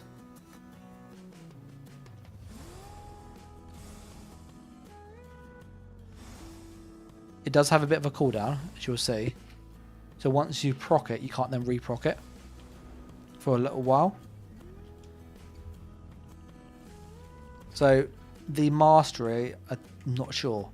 I would probably use stun, because as a magic necromancer, you don't have a ranged stun. And then you could go for the oblivion damage, but it's not worth it.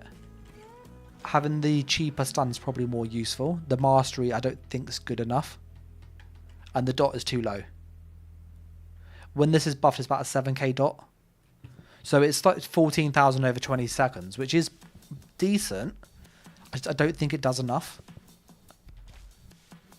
That said, Necro does run lack sustained damage, so this might be worth considering actually. And we'll go with Defile. So I think we'd probably use this. And then we'd go on our front bar, Elemental Susceptibility. So what we then have is we've got Spammable, burst skill, stun, with a small dot, plus small dots, plus another dot, which will help make up for the lack of the execute. And with double dot poisons, I think you'd run with this. You would then have lots of sustained damage, and then when that blast bones hits, you'll probably get some decent damage out of this actually. Let's go Temporal Guard for the Bat Bar ultimate.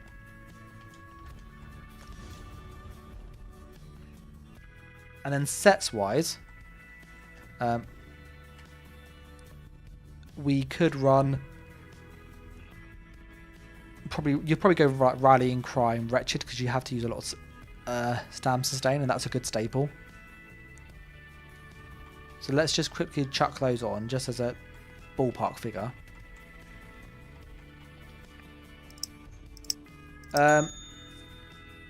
Aridus, I think it's pronounced, says, how's Arcanist sustained damage for PvP? Arcanist is very proc reliant, so uses lots of proc sets to help fix their damage output, typically. So you often see people run Master's Dual Wield and Way of the Fire, or Master's Dual Wield, Way of the Fire, and the Vatishan Ice Staff. That's quite a popular setup. People normally chuck a Master Lock, typically too. So you're having to use so many procs to fix the damage, which kind of answers your question. We need a crafted set and we need a Cyrodiil set. Cyrodiil set, that's going to be light armor.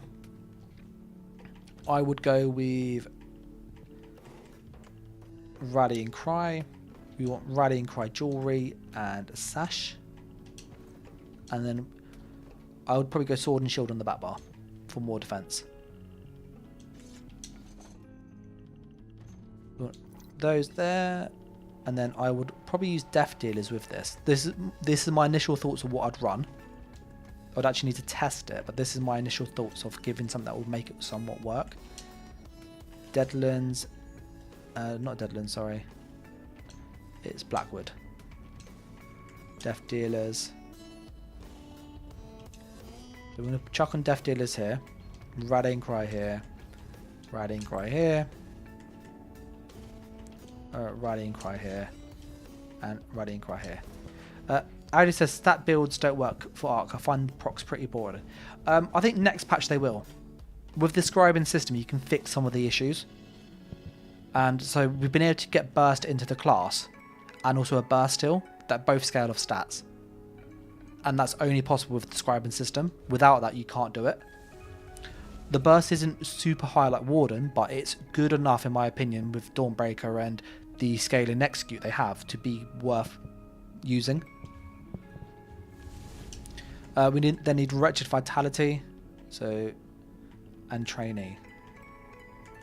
So armor, Overland sets, armor and Trainee. Let's get a heavy armor chest. And then crafted sets, DLC. I think that's Deadlands. Yeah, Wretched Vitality. And I'd probably go for a mix of medium and light. And heavy. So heavy legs to maximise the resistances. Medium hands. And feet. And then we need a weapon. So, where's our Wretched Vitality gone? There it is. We need a Lightning Staff to buff our damage the most. So I'm trying to make a Magic and Necromancer for people curious. That would actually be viable for next patch.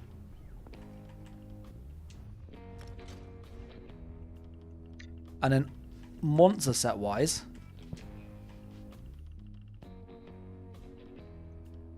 Let's have a look what we can do monster set wise.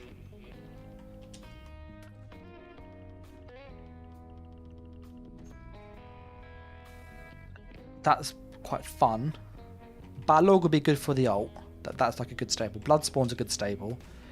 Chokethorn's quite good because you need healing. Engine's quite decent. Joral's just funny to use. Calamag's Nightmare is very good. This is a good set for Necro. And it also fits the theme quite well. And Magma.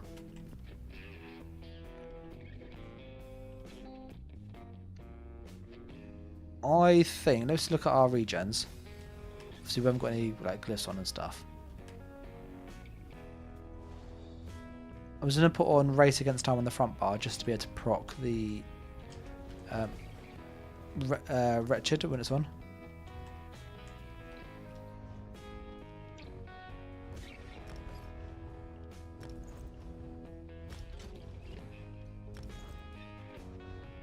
And rally should be on the back bar. There you go.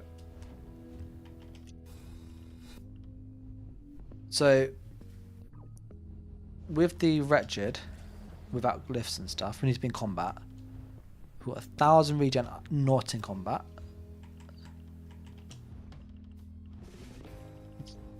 I'm just gonna go to a guild house quick.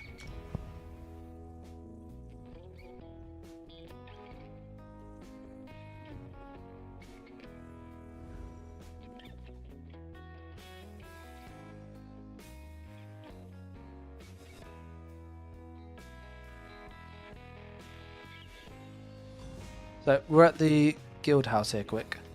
Our stats for regen are 1400. Let's put on our blast bones. Did you get the undead confederate passive? 1600. Okay, so we probably need to put some regen glyphs in, I think. Yeah, so this needs to be regen, in all honesty. And we need regen food. So that tells us what food we need, because we need more sustain than this. So I need the consumable box.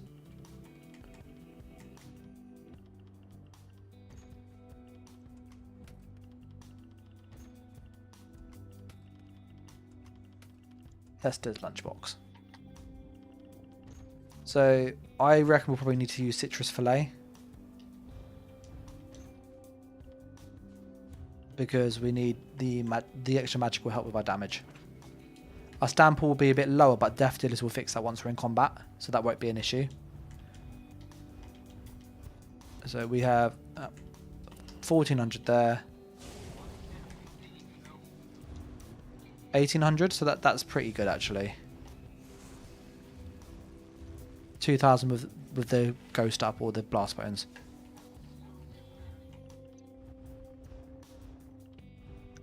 So that sustain seems pretty decent. If we put on obviously the ghosty guy. Here he is.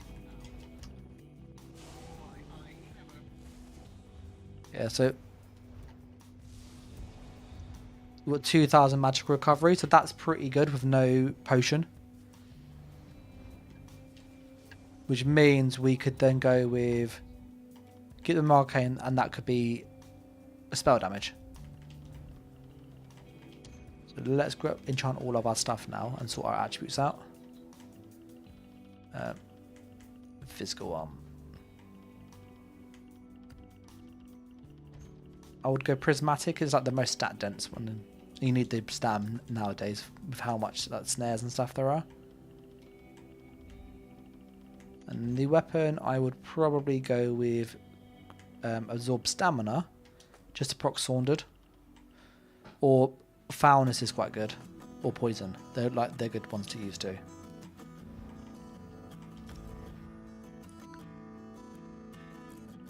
Absorb stamina. I need to go with that.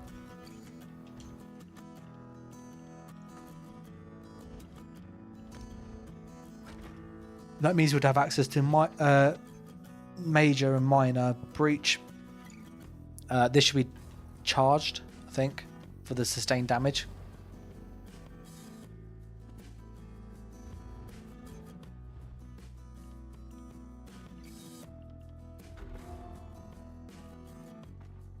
So just looking at the poll, and it's asking, is Scribing worth getting for PvP? Yes, no, and kinda. Kinda's like quite far in the lead at the moment. So, yeah, I kind of get that.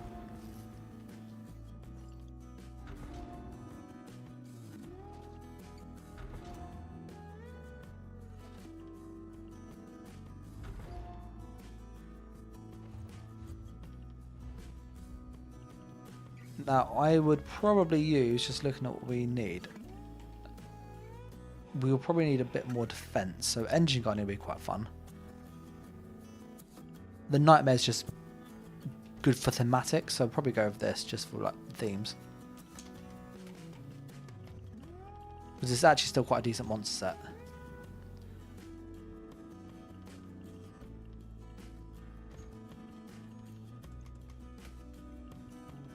I think it's going to be Bloodspawn though, actually.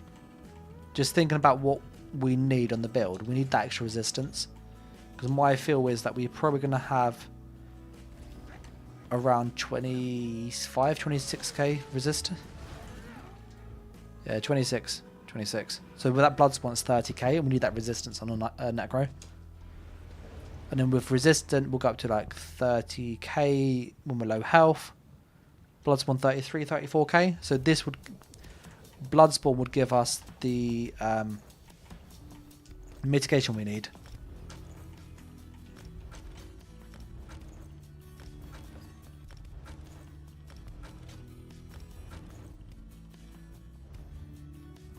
So we have 26k health. Obviously that'll go a bit higher, so we need to drop some of that magicka we do, in all honesty. Because we don't have enough health. You want 30k health in PvP nowadays.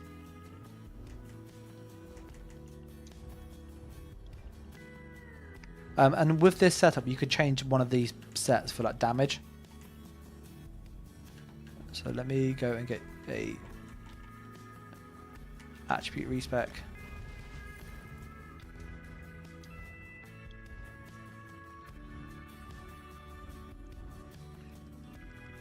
So we need 3,300 roughly.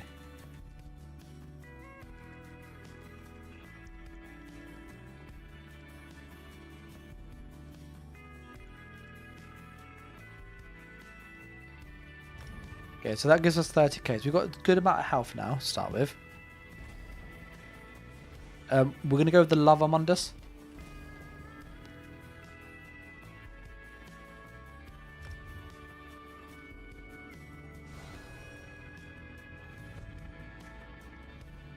So I think this is what I'd probably run on a Necromancer for range. The tether, you're often not able to use this. The healing's nice. And the stam resource is good. It does tie you to one spot though, but you could drop this for Ghost if you prefer. And then we need the susceptibility. Let's just put our CP in quick. And with all of these builds, by the way, when the patch drops, you can obviously try them out. But this is what I'll be kind of going down the lines of, unless I go with more proc sets to kind of tweak or like fit a certain playstyle. So, like for example, you use certain sets for heavy attacks, which you can't really do otherwise. We need single target and direct damage. So direct damage will buff our blast bones and all our skills. Rifle strikes will buff the AoE and a single target, so we'll probably go with that instead of deadly aim. And I'd go with the mending because you get the defile from your heal, so this will help offset that. And then I'll probably go with ironclad.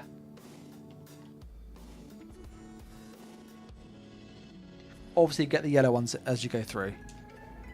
For the red ones, it will be celerity, because you want to move a little bit quicker.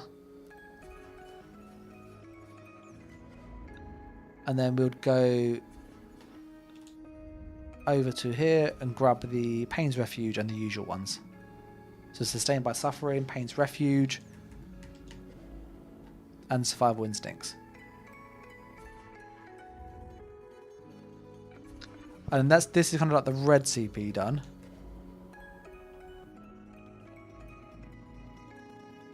And the green will be what the green will be. So I think this is what I'd run.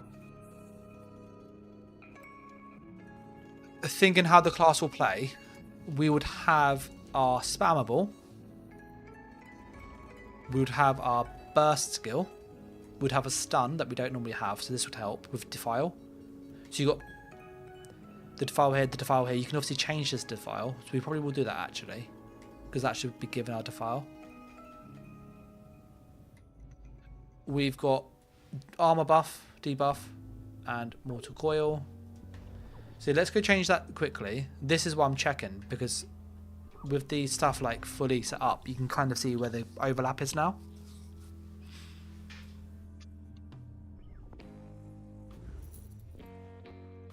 So we're going into the Scholarium.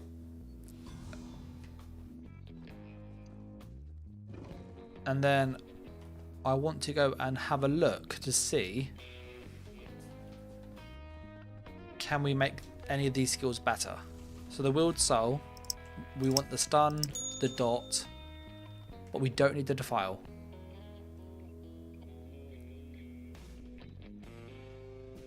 Now the Vitality would really help our healing. This would be quite helpful.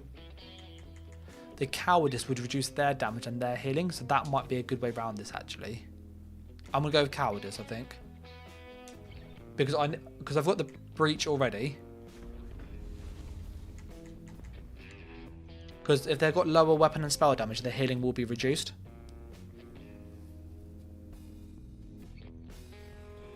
And then that will help, so it kind of acts like a second Defile in effect, because you've got the Defile here already.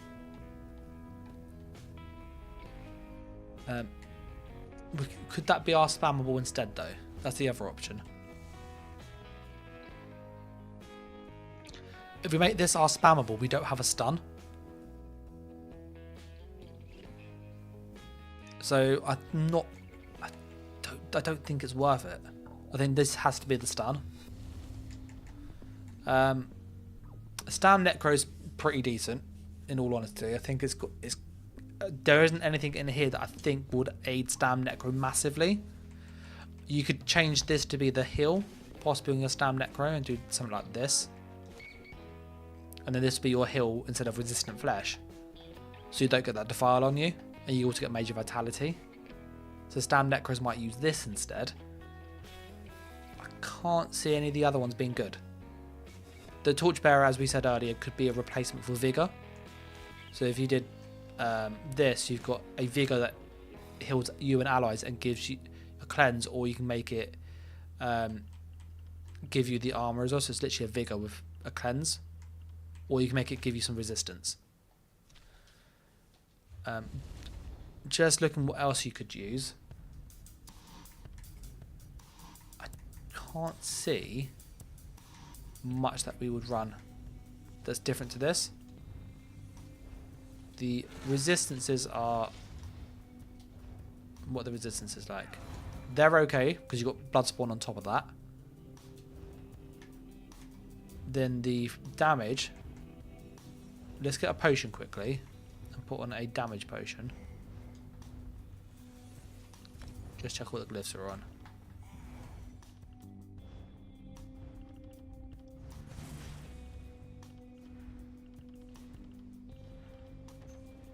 So I'm just going to grab a spell power potion.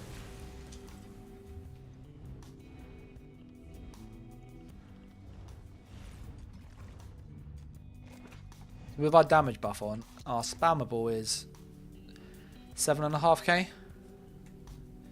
13 blast bones. Got the debuff. Got this 5/8, so this is essentially 12k over 20 seconds, so it's similar to this actually in dot damage, so it's similar to Degeneration. So we'd have 1 dot, 2 dots, a pseudo dot here, so 2.5 dots roughly of damage with spammable and blast bones. So I think this would work. I can't see this helping.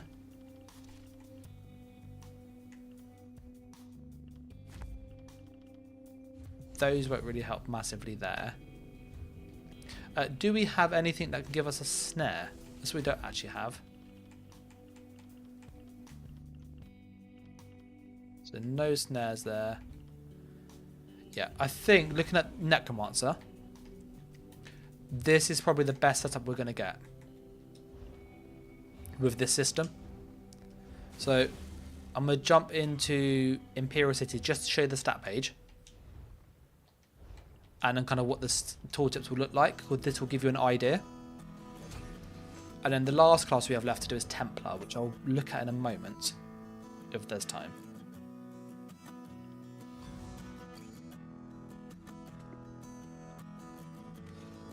So let's move around and find where the doors are.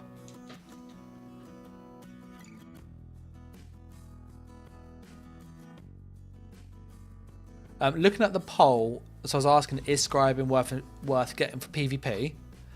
It started to sway kind of the other way. So it was kind of, now it's kind of yes and no are tied, but there's more people thinking of kinda. So armor wise, we have 29k with resistant, with Bloodspawn 29k, with resistant 30k, and that will go hard when we're low health. So let's just get a health low and see what our defense would be like at low health.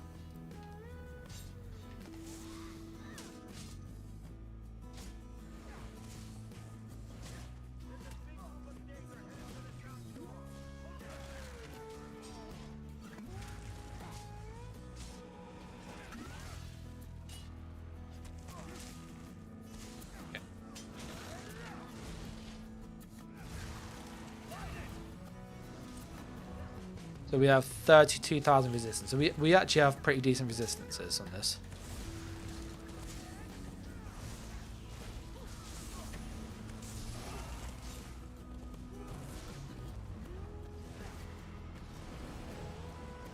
So decent burst deals. 5.6k is not too bad. Let's put on a damage buff this time though.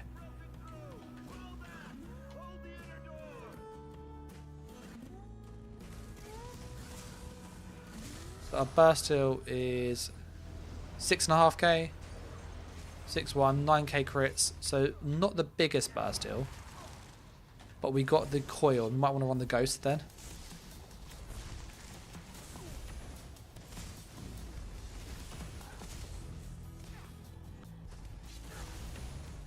Yeah, so that stun's pretty useful actually.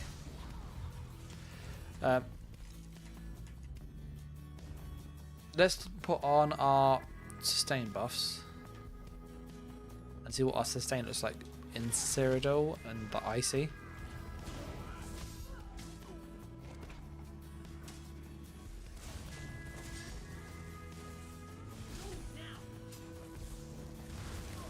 Just seeing if there's any way to get our minor rebuff easily. No, so I need to look at that actually. Because we can't proc a minor buff or debuff. The Thunder doesn't count as the minor breach for the Retro Vitality. It is, but it doesn't count it. So I just need to move skill around quickly just to check the sustains. We might have to like swap the sets around and put Rally on the front and Wretched on the back, but you can do that. It's the same thing. I'm just going to put Race Against Time on the front bar for now, and then put the coil on the back bar.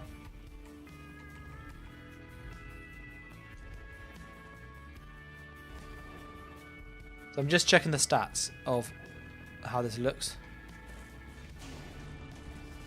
Okay, so our regen is 1800, 2500 with the CP, so that's good sustain, that is.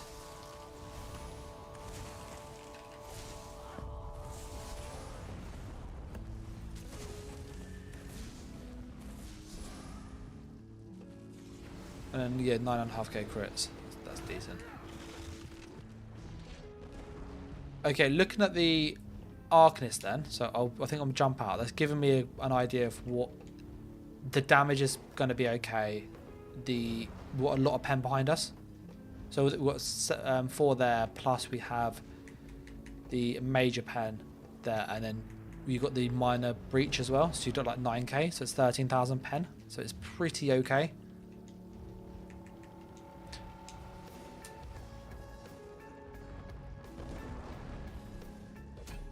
So we're going to jump back into the Scholarium.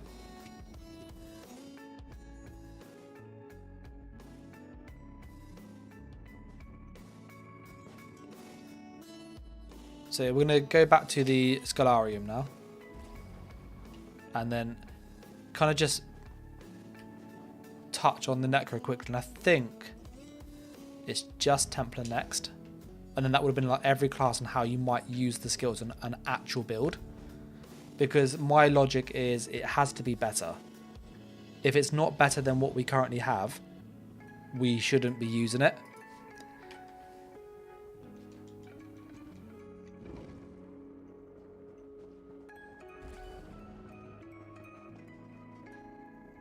Alright, so just looking at the skills quickly for the Scholarium and for the Necromancer. Explosion wouldn't work. The Mender's Bond could be a good heal, because what we actually have is that we've got that Defile, which is quite nasty, whereas this could be a really good heal over time. So you'd have heal in 1 second. It's 1k, so it's 12,000, but you got this Sage's Remedy, which is a massive heal over time on top, and Vitality. So we could go for a Restoration Staff back bar and put this on the back bar. Now you do need to have an ally with you though, so if you have an ally you can use this, but this could be a really good heal. So that's an option. I don't think it's the best in my opinion, but I think it's worth considering. Currently we're using Sword and Shield, and there's no good ones in Sword and Shield. Soul Burst doesn't do enough. We don't need an AoE Immobilize, and we don't need a pull, and the damage is too low. Willed Soul we already use as a stun. Torchbearer we could use as a heal, as we said earlier, instead of Vigor. So you do something like this. It's now essentially a AoE Vigor that heals you and allies. You also get some mitigation whilst you do it. So if you do get hits, you're tanky while you're casting this. And you have the armor buff. So this could be an AoE Vigor for you and your team. Contingency I don't think we'd use this time. We're trying to keep at range, and these don't really do enough.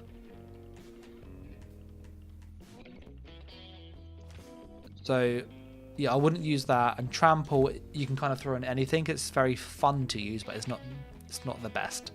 It's got a 1.5 second cast time, and the damage is like a little bit just over spammable. So I think that's what we can do on Necromancer. And then for the sets, we were using Wretched and Rally with Bloodspawn, and then Death Deed is in the back bar. So we end up having like 34k health and essentially 32k Magicka, so quite high stat pools. Looking at the poll, it's asking, is Scribing worth getting for PvP? It's yes at 38%, kinda at 46%, and no at 15%. So with what we've kind of looked at over the past 2 streams, is pretty much every class. Templar's the next one to look at, so we're going to quickly do that.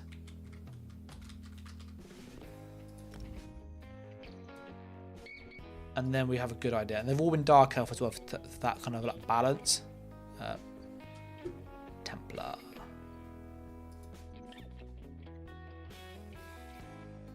Scribing Templar.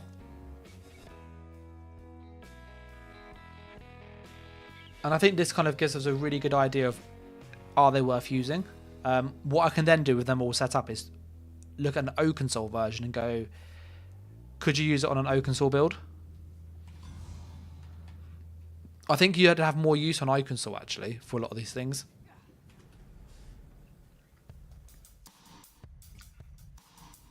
So the first thing we're going to check is the class mastery, because that was changed. Before it was really OP, and it's been like really reworked.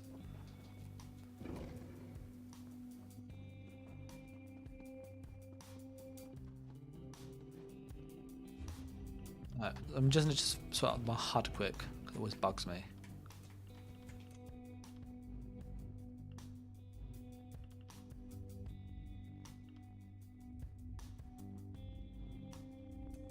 Yeah. So, for the Templar, but I don't know if it'll be any better. Now, I wonder whether we can make more of a ranged Templar, because you don't actually have a good range spammable on a Templar. And a Templar, if I recall, they get magic damage passives and weapon damage. So it's critical damage, burn and light, and weapon spell damage. And all their skills are magic, generally. Magic damage, magic damage. That's the snare. That's flame damage, magic damage. So we could use something like War Maiden. That's what I'm thinking. Magic damage. So War Maiden's a good set, which means if we could change our spammable from jabs to Willed Soul magic damage with the... What's the class mastery? For 5 seconds you gain 1300 armor and 150 weapon and spell damage. Yeah, this is a no-brainer. If Sacred Ground is active on you, you get 300. This is really good. So we could have this, because this will give us a spammable, a damage boost, and our sorcery buff. And that fixes one of the big issues that Templar has. So if you want to play a ranged Templar, that might be quite good actually. Obviously our stats will go higher. I'm going to check on Talk of the Last Aided King just quickly, just so you get a rough idea of what the stats would look like. It's armor, mythic, and it's from Necrom.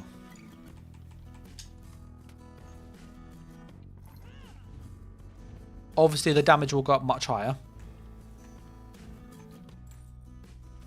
So we have 4,000 spell damage. On a normal build you're 6,000 plus. So the tooltip will still be a lot higher. Ankelon said you can get a pretty good range stun that also gives major breach, which frees up a slot since you won't need javelin or toppling. See, our javelin's quite good though. So you're saying if we went with a stun and then major breach, and you can obviously have the mastery or just one of these in the middle.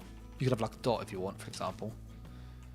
You'd then have a stun, a dot, and a debuff, which this would save you javelin and susceptibility, which is 2 skills. That could be quite nice, actually, because Templar has really bad bar space. Let's just have a little look and see what these skills would look like. So, if you went for jabs, you need your damage buff, but you probably go for degen, or you go with biting. One or the other, both are good. So physical damage and increases the damage done of the area, so it's easier to land. So you could probably do something like this. You need to have backlash, and power the light is generally better for the minor breach. The reason you get the minor breach is because it applies sauntered, so that's minor breach there. You need the beam. The beam's like really OP.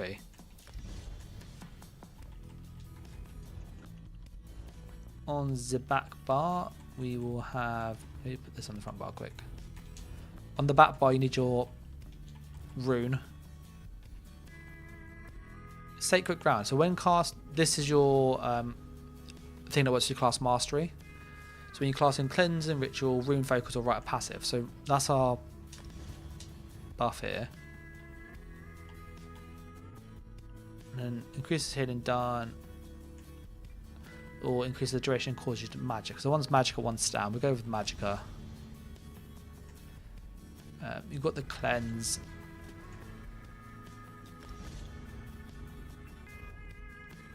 You need your Burst Heal. Breath of Life goes here.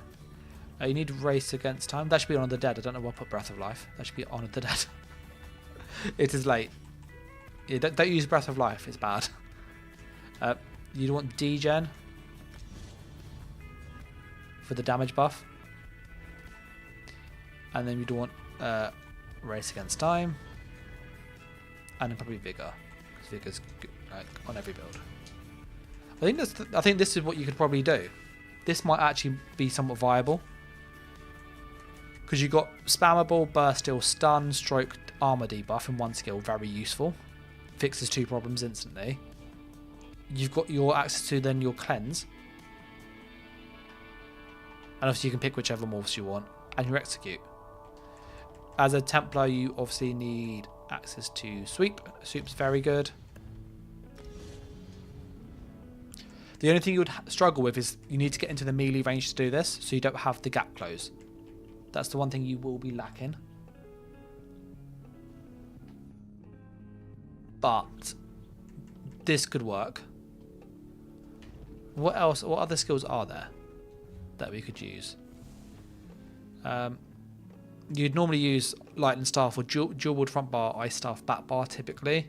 So this is bad. This is bad. So we wouldn't use these anyway, which means we have access to these skills at the bottom.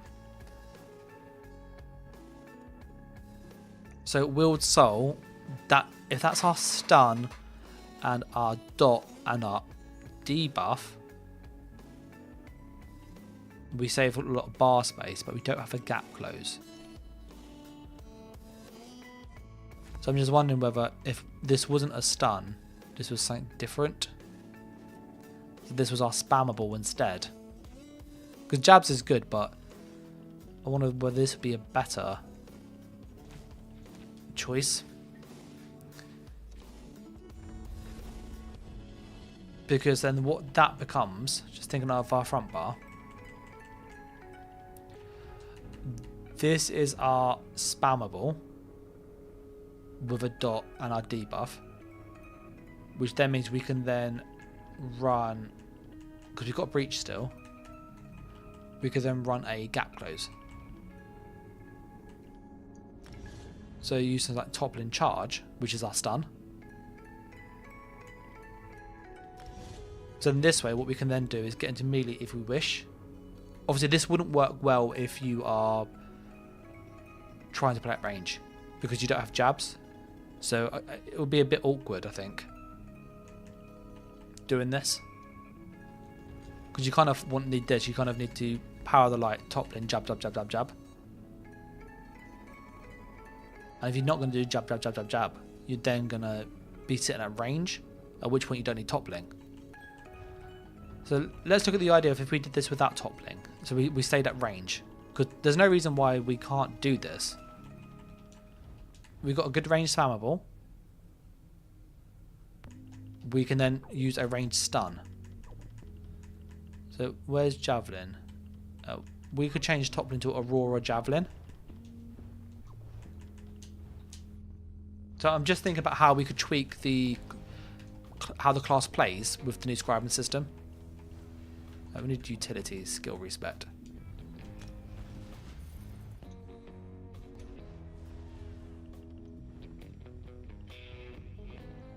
So this was, we'll keep that as toppling, but it was the heal morph I wanted to change.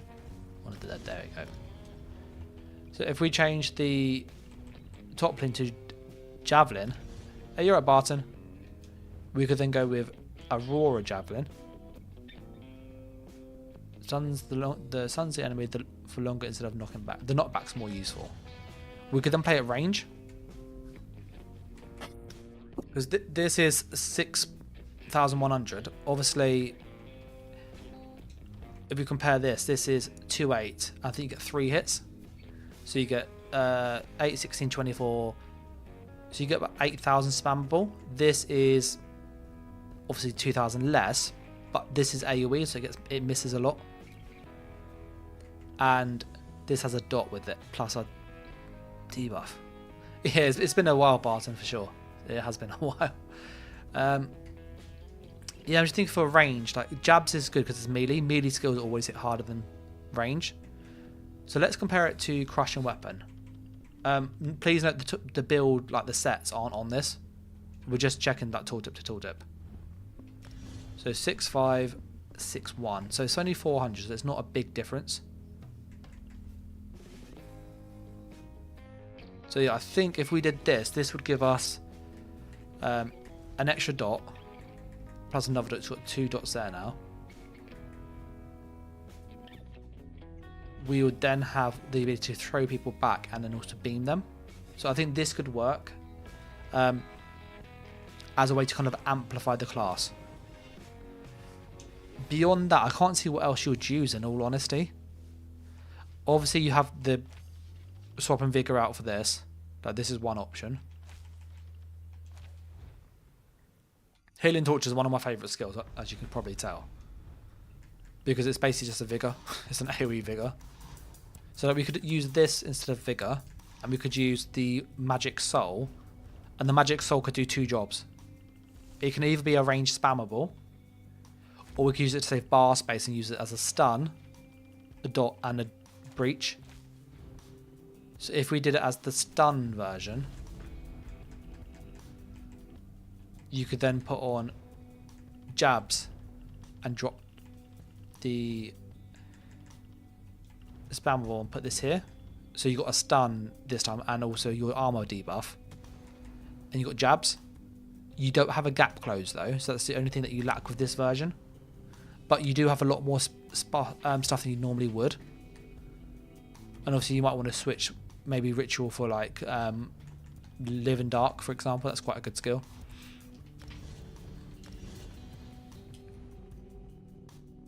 I think if you're playing Templar, you kind of need to cleanse. That's just my... You could drop degen and use potions. Is there anything that can give us a damage buff? Major sorcery. That's actually something we are missing. It's only this one here.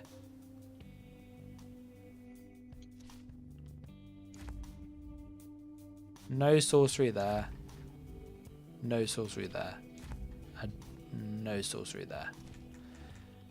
And yeah, so the only way to get sorcery would be to use Willed Soul and use this to give us our damage buff. If we did that, maybe we could drop the other skill instead. So if we did this, stun, dot, and sorcery, this is basically entropy now. So it's degeneration, but a stun instead of...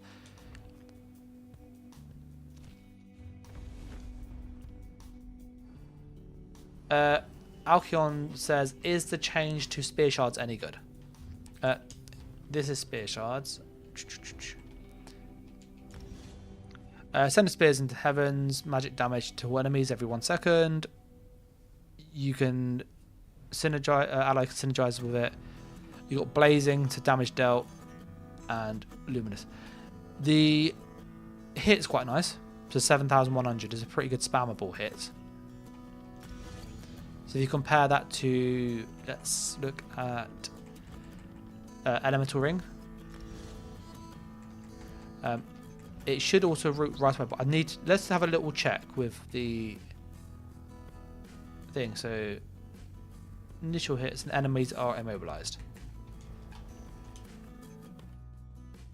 So I'll turn on that setting quick in the combat. Quick cast, wherever it is. Probably gone past it.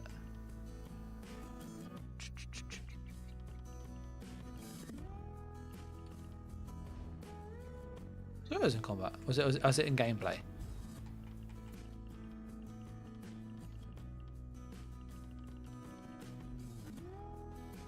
Okay. Yeah. What we'll check then? I think with the Templar, there's nothing else we could add from Scribing. In all honesty, it's basically stun and breach to save some skill, or stun and damage to save bar space, and then a dot. That's pretty much it. The other stuff aren't really useful. The class mastery is very cool. I really like this. So I'd probably use this as well, because rather than the dot, the mastery is armor and it's also damage. But I digress.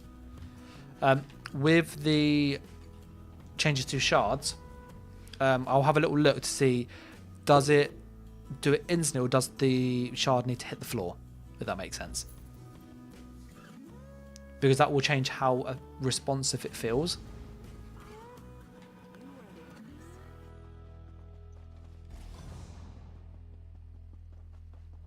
So I'm just going to go and throw this out.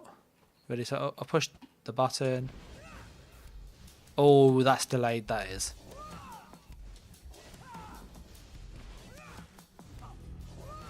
It's quite toxic though to use in PvP. This would be really annoying in PvP. The range is quite low though. What's the range? It's like 20 meters. It feels really low.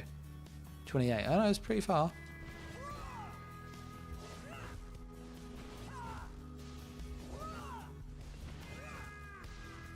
Yeah, it's got a bit of an animation to it. It has. So like when you can animation cancel it, but you have to wait for it to land almost.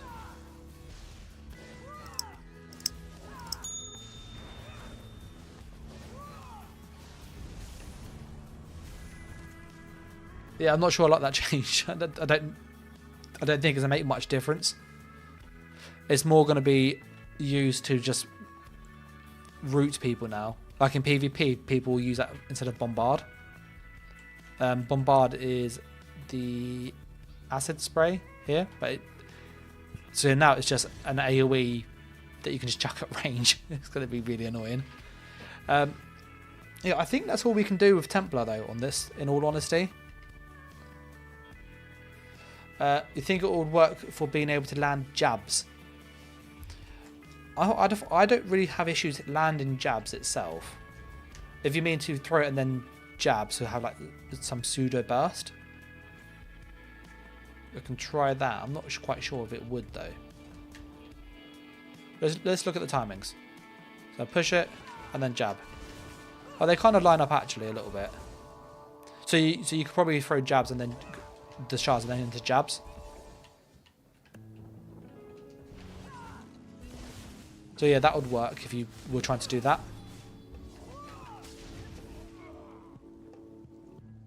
So that could be an option, I guess, for how you could use shards.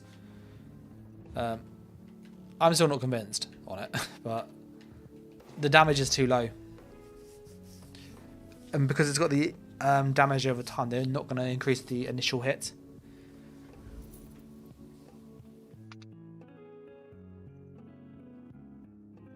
I'm just going to check this Galarian once more. And what I'll probably do afterwards then is put some pictures in my Discord of all the skills that are actually worth making. Like if you were to make a PvP build, this is what you want to use. Because everything else you just wouldn't use. It's not good enough. In obviously very niche things you might be able to like play around and have elemental explosion or menders on some builds, but the rest are pretty Soul Burst, I don't think this is good. This is PvE.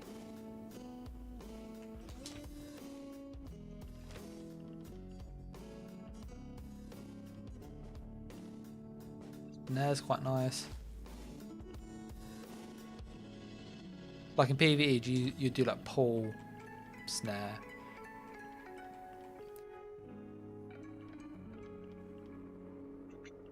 Breach even. Oh, sorry. Quite late where I am. Breach even. But yeah, I think that's kind of where we are really with it. What I'm going to do is I'm going to go through just really quick each class and then kind of summarize and then kind of call it there, because I don't think there's much else I can get out of this system, in all honesty, for an actual build. Templar, basically you have Willed Soul. You can either go for a stun and a dot, and then you basically change a bar space. So you either save and don't use Elemental Drain, because you can use this instead now for your stun, or use this as a damage buff and you can then drop Degeneration or Rally. Beyond that, that's kind of what this is doing. It's being your stun and your damage buff or armor debuff. So it saves you some bar space. That's what this is for. You can obviously use Torchbearer as a healing skill instead of Vigor, so AoE Vigor. The only thing is you have to channel this, so just do factor that in. But this is quite a good combo. I've mentioned this on most classes, in all honesty. This is a good setup. Now, Contingency I wouldn't use.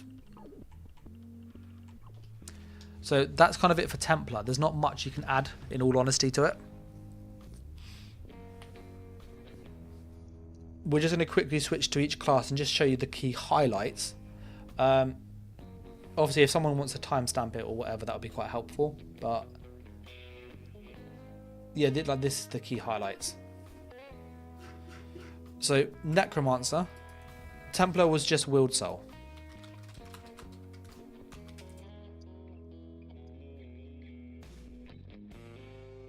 I'm going to just make a brief note. So good for saving bar space. So that's what Templar is good for. For the Necromancer, I'm just putting these notes in my PTS, in my Discord, sorry, in the PTS channel I have. For the Necromancer, you have a few options. You've got Willed Soul again, but this is again the stun with a dot and Major Cowardice, so it reduces people's damage, which also reduces their healing. It gives you a stun, so you can play this at range, so you've got a ranged stun now. If you play for a melee, like a Stamina Necromancer, typically, or Vampire Necromancer, so using Arterial Burst, Willed Soul and use healing on this instead with Resurgence and Vitality. This is kind of what you'd have for Necromancer, that's about it. Again, you could use the Healing Torch. And this is just going to replace Vigor as an AoE Vigor. Or you could have it as a heal with a cleanse and your armor buff or vitality. Necromancer couldn't really use much else, in all honesty. Contingency was melee and it's not good enough for how Necro plays.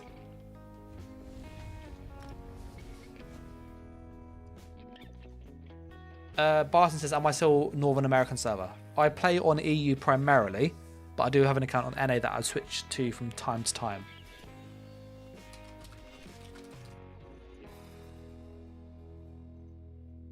So the Necromancer, let's log on to the next one.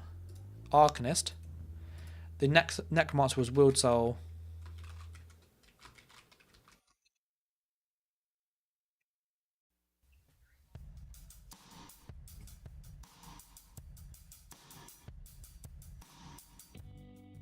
So that's what the Necromancer Scribing can get out of it, in all honesty. I switched for a while while the EU servers were really bad. And then what happened is they made the servers better. I will try NA again though. I do like NA. And I find, I don't want to sound harsh to people, I find people in NA die easier because they have less health. Like when I play on PC, NA is easy to get kills because people don't have 40,000 health plus on the damage dealer. Whereas in PC EU, like 35, 40k is quite common. It's actually rare to see anybody below 30k health typically. Yes, EU's a lot better. I've been doing Cyrodiil a lot more in there past couple patches. For the Arcanist, what we were looking at is can we make a burst and also fix the heal. In Arcanist, you have Willed Soul as a healing skill with Druid, Resurgence and Vitality. This was your burst heal that scales with damage.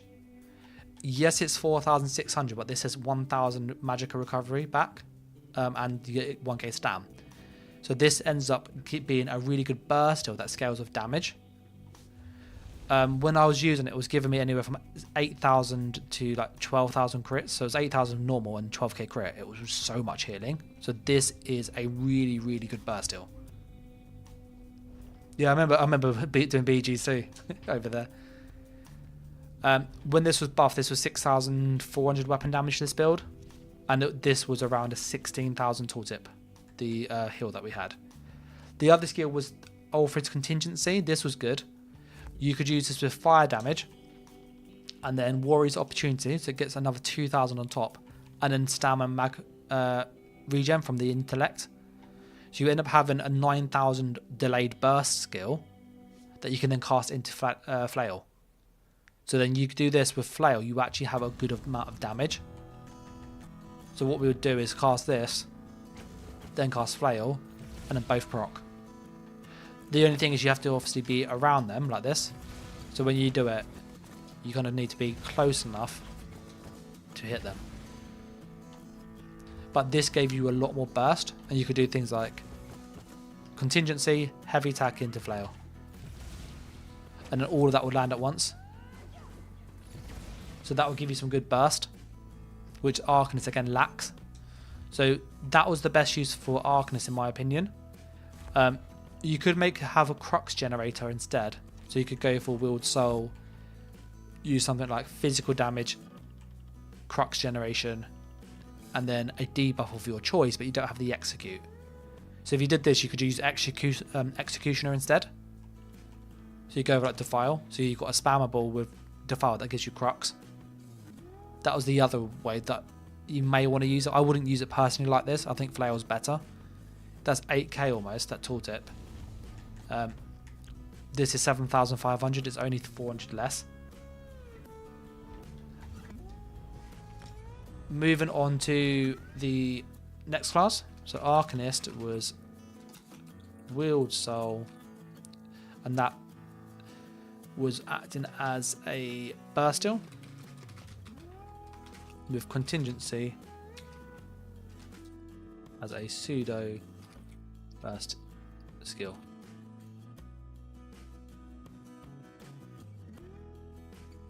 Then what we then have for the DK, the DK had some really cool ones actually. I quite like the DK. And these are like the best ones. You again could use Healing Torch as an AoE Vigor on any of these classes. For the Dragonknights, you had essentially two skills. You had Contingency, and then you had Healing Torch. The Contingency on a build was quite good because that will let you have a delayed immobilize with your class mastery, so you get more weapons and spell damage, plus damage mitigation, and you get minor breach. This stacks really nicely because when you cast this skill, it puts a buff on you, and then you cast Shattering Rocks. They get stunned and then they get immobilized, so they have to CC break twice, or CC break roll dodge, which really drains their stam. You also get a bit more extra damage, plus you get minor breach, which means you do more damage overall to the target. So you now have major and minor breach. So this was really, really good. You then have Healing Torch, which is an AoE Vigor again. The other skills, in all honesty, didn't do enough. If you played like Sword and Shield DK, you could make like a spammable with this, but I wouldn't do it personally. And the Wield Soul, it doesn't do enough for you. You've got a really good pull anyway. You've got a really good stun. You've got a good spammable. If you're playing as a mag DK at range, you could go with something like magic damage, I guess. And then class mastery or that dot with breach, and maybe save a bar space and not have to use elemental drain. So if you're playing mag DK, this could be an alternative, but like kind of like really, it could be. It's not the best, but that's one option. So DK was Contingency, Immobilize, plus class mastery. And then you also had Healing Torch.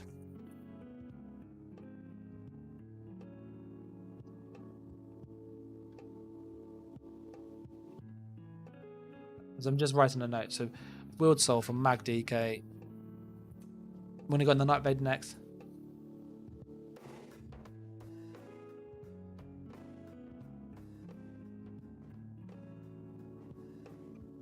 So that's kind of how you could use the DK in text form.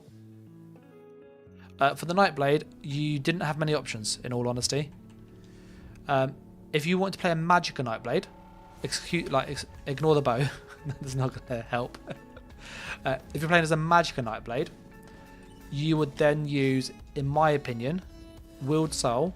You go for the stun, Druid Resurgence to make it cheaper because the mastery is bad on a Nightblade.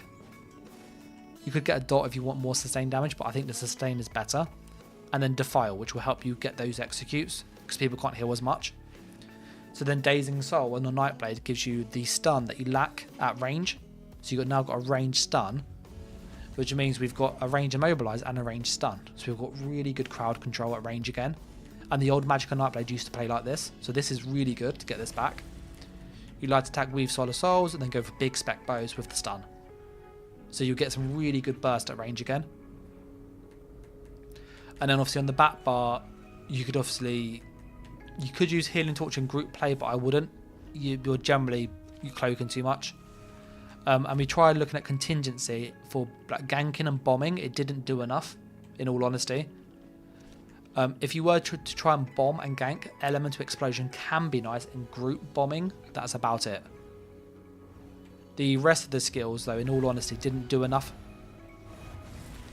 And when we move on to the next class, so Nightblade, we had a Wield Soul, and then that was turned into Stun, plus Dot, plus Defile. And then we could also use, this is my Sorcerer, by the way, coming up. You could also go and use the Healing Torch in a pinch, but I wouldn't use it personally. But it's primarily that. The Willed Soul, this is for Magblade. Willed Soul could also be a burst steal for like melee.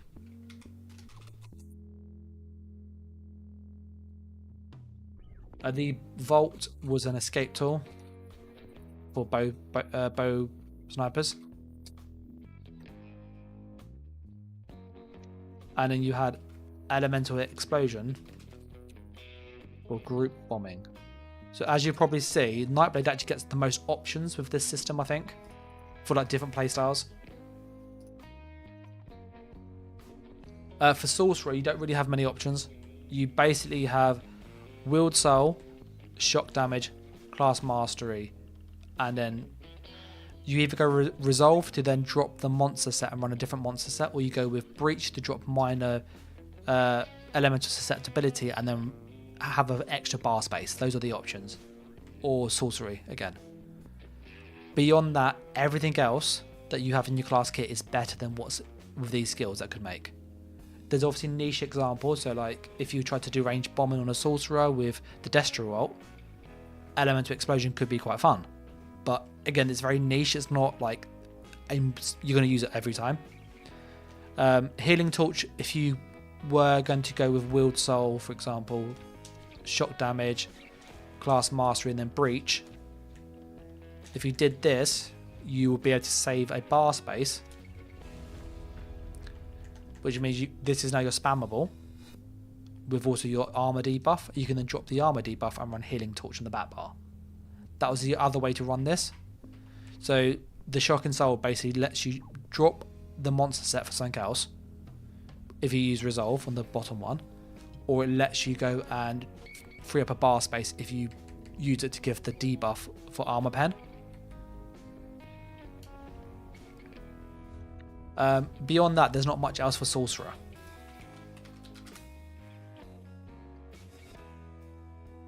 Obviously healers, I haven't touched healers because that's not really what I focus on.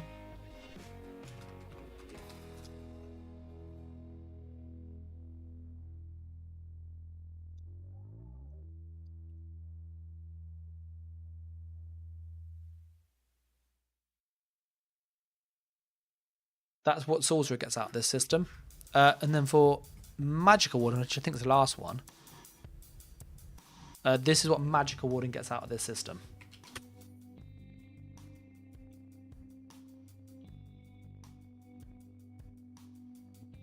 And there is a poll going, by the way, as to whether you think this system is worth getting for PvP or not.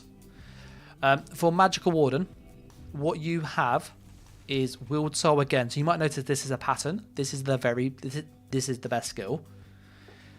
Willed Soul with Stun, Druid's Resurgence, and then Defile. This will help you stun people and also reduce the healing, helping you get kills. So this is something that Warden really lacks, is that stun. This will really help with that. So if you're playing as a Magical Warden, for example, Ice Staff, Ice Furnace, Rallying Cry, so quite a meta-y build. If you do this, what you could then do is Frost Reach, Deep Fissure, Dazing Soul, so this is your stun. You can obviously then use your normal skills, and by having your stun here, you can then drop Arctic Blast and go for Polar Wind, which will give you more healing over time, which will really help. Plus it's a group AoE heal, and you can push your health higher if you wish to get bigger heals. So this could become the burst heal now. I did experiment with making Willed Soul the burst heal on Warden, and it wasn't enough in all honesty. Like, it was good, but I think Polar Wind is better because it's got that heal over time. So you're better running this as a stun instead of running the Arctic Blast and then this as your heal. It was better this way around. For the other skills, we have Torchbearer, which you can make into a heal. So healing, tenacity, and resolve. So this is just AoE vigor. So I've got vigor on the back bar, but I could use torch here. So I'll use torch or vigor. Vigor solo, torch is group play. So that's kind of how you treat them. You get the armor buff from both. You got a good heal from both. This just lets you hit allies. The other one just heals yourself and lets you roll dodge and move around. The other use that we found was if you go to the Mages Guild on Warden and get Chilling Contingency, this can become your spammable. So if I put my damage buff, it is a 7.5k tooltip with a 2000 bonus damage, so it's 9.5k tooltip. If I compare that to like Frost Reach, which is single target, bearing in mind, Frost Reach is 8.5k. Yes, it has a dot. If you compare it to Crushing Weapon or Element Weapon, this is 9,100. This Mage Guild though, Chilling Contingency, put my damage buff before, there you go. It's 7,400 plus 2,000, so it's 9.5k. And that bonus 2,000, by the way, applies to all enemies within it. It's not just that one target. All enemies get this bonus damage too. So this just becomes a spammable once you start jumping around and casting it. So then this can be quite a good one. And you can also delay it. So you can cast this and then do a Deep Fissure. And then just keep repeating it. And what's nice is that you can like prep it around the corner. So if I'm going around the corner in PvP, I could, for example, go Deep Fissure, Contingency, run round. The contingency is still on, and I'll give like a Dawnbreaker and it's like bang bang. So that's how you could use it on Warden. I did play around with Elemental Explosion again. It's good for like keeps in very niche situations if you're shooting people from towers or you're knocking people off places. So with like the knockback, it's quite fun. The AoE damage is quite cool. But this is more for like group play and people zerging other players or fighting in stationary places. So again, it could be used by people, don't get me wrong. It's just not what you're going to run on most builds. You're going to run this for group play and that's about it. But that's kind of the Warden, and that's all of the classes on the whole actually. So just to summarise, Magden, its Willed Soul is Stun plus Defile, and then Healing Torch. Those are the options for that, in all honesty. For Stamden, there isn't much that Stamden could use, in my opinion. You could go with Smash and like Bleed and stuff, but Dizzying Swing's better. The Shield Throw, you could use physical damage, and this can work, but you're on a Sword and Shield, so you'll be tankier with Fencer's Parry. But the issue that you then have with this is that your damage will be slightly lower, because this is still less than a single target spammable. It's not the same as a normal one, because of the shield you'll reduce your weapon damage, so that's to factor in too. You could make very niche builds with this though. So for example, there's this bash damage here. So increase your bash damage by 333 for 5 seconds. So this could be quite fun to make a bash build with this, and you can obviously put on, you know, like vitality and get major vitality, so you're really, really tanky, or you can get major evasion to make you really tanky, or you can reduce their damage to make them do less healing and less damage. So this, like, a lot of these skills could be used in very niche builds. That's like one point. But for a real build that you'd use in most content, what I've listed is kind of what you'd use. So I think that's given us a really good idea of what to farm and what to set up when the system drops. Obviously things may change going forward. There's always new metas and stuff, and developers could tweak it in the next week, which will be unlikely, but that's just worth noting. I'm going to call it here though, because it is very late where I am. It's almost midnight and I've got work in the morning. If you get any questions though about just anything ESO related, leave a comment down below. If you obviously don't do that, I do have a Discord and you might prefer that instead. In my Discord there's like 900 plus people. It's really relaxed and stuff, so if you are interested, then here is a link to that. And finally, if you do like what I'll do and you want to support and whatnot, there is a Patreon where you get early access and much more. Obviously you don't have to, but it does help. There's details there too. But as always, I'm going to catch you in the next video in the next stream. So I'm going to say thanks for watching, guys. Take care and bye.